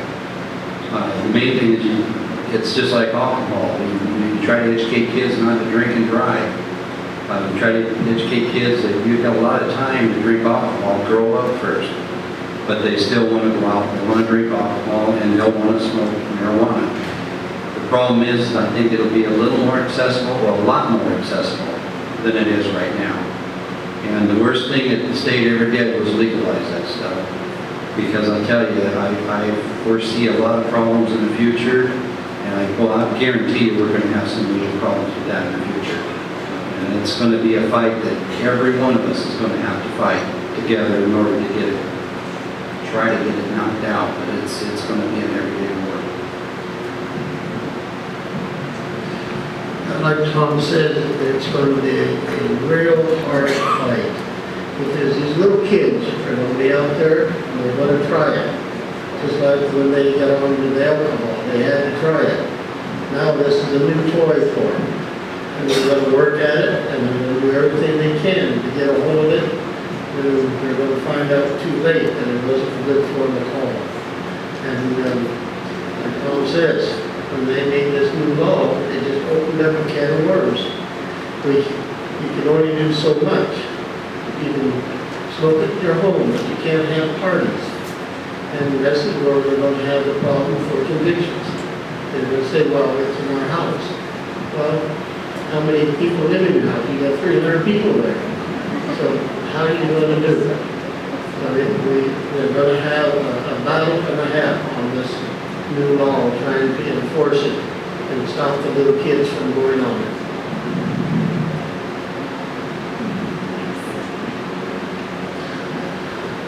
Well, trying to prevent kids from getting access to alcohol and marijuana, as stated previously, is going to be a tough task. And there's no way we can do it without help. Our RAD is working on that right now. And as a matter of fact, I think that some of the members up here tonight are members of it, and that's what their focus is try to curb teen and adolescent use of alcohol, marijuana, and everything else they shouldn't have. Programs like that, which are volunteer-driven, are more likely to be effective because, well, you can't just throw money at that problem. That was it.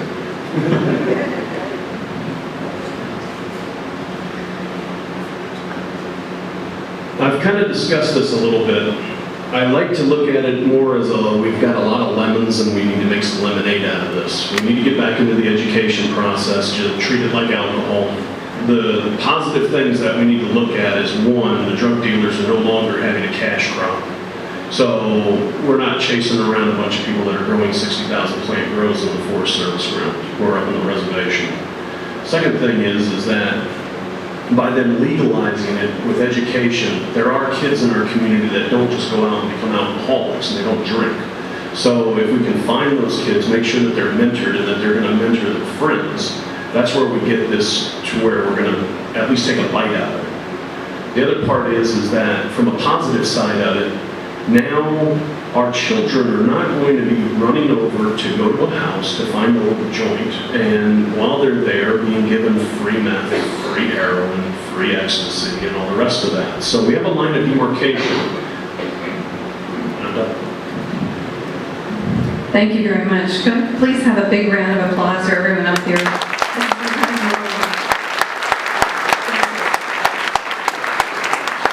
So obviously we didn't through all the questions. Actually, there's even a question for the assessor candidate, but as she's running out of post, she's graciously just asked if that person would like to talk to her. She would be more than happy to explain any piece of what goes on in her office. And actually, to help clarify the question, that would be great too. My BPW sisters came up with a really brilliant idea while we were all up here. There is a Ferry County political Facebook page, or there's some nodding. So we are going to get the questions that were unanswered, most of them are for individual candidates, to the person who manages that page and get those on the page so that you all don't have to run around to various different pages trying to find the answer to the various questions. So we'll do our best to make sure that those get out there and get answered for you. With that, it's 9 o'clock, and I just want to say thank you so much to all of you for being here and for being willing to spend your evening trying to be an informed voter, and to all the candidates, best of luck. Thank you.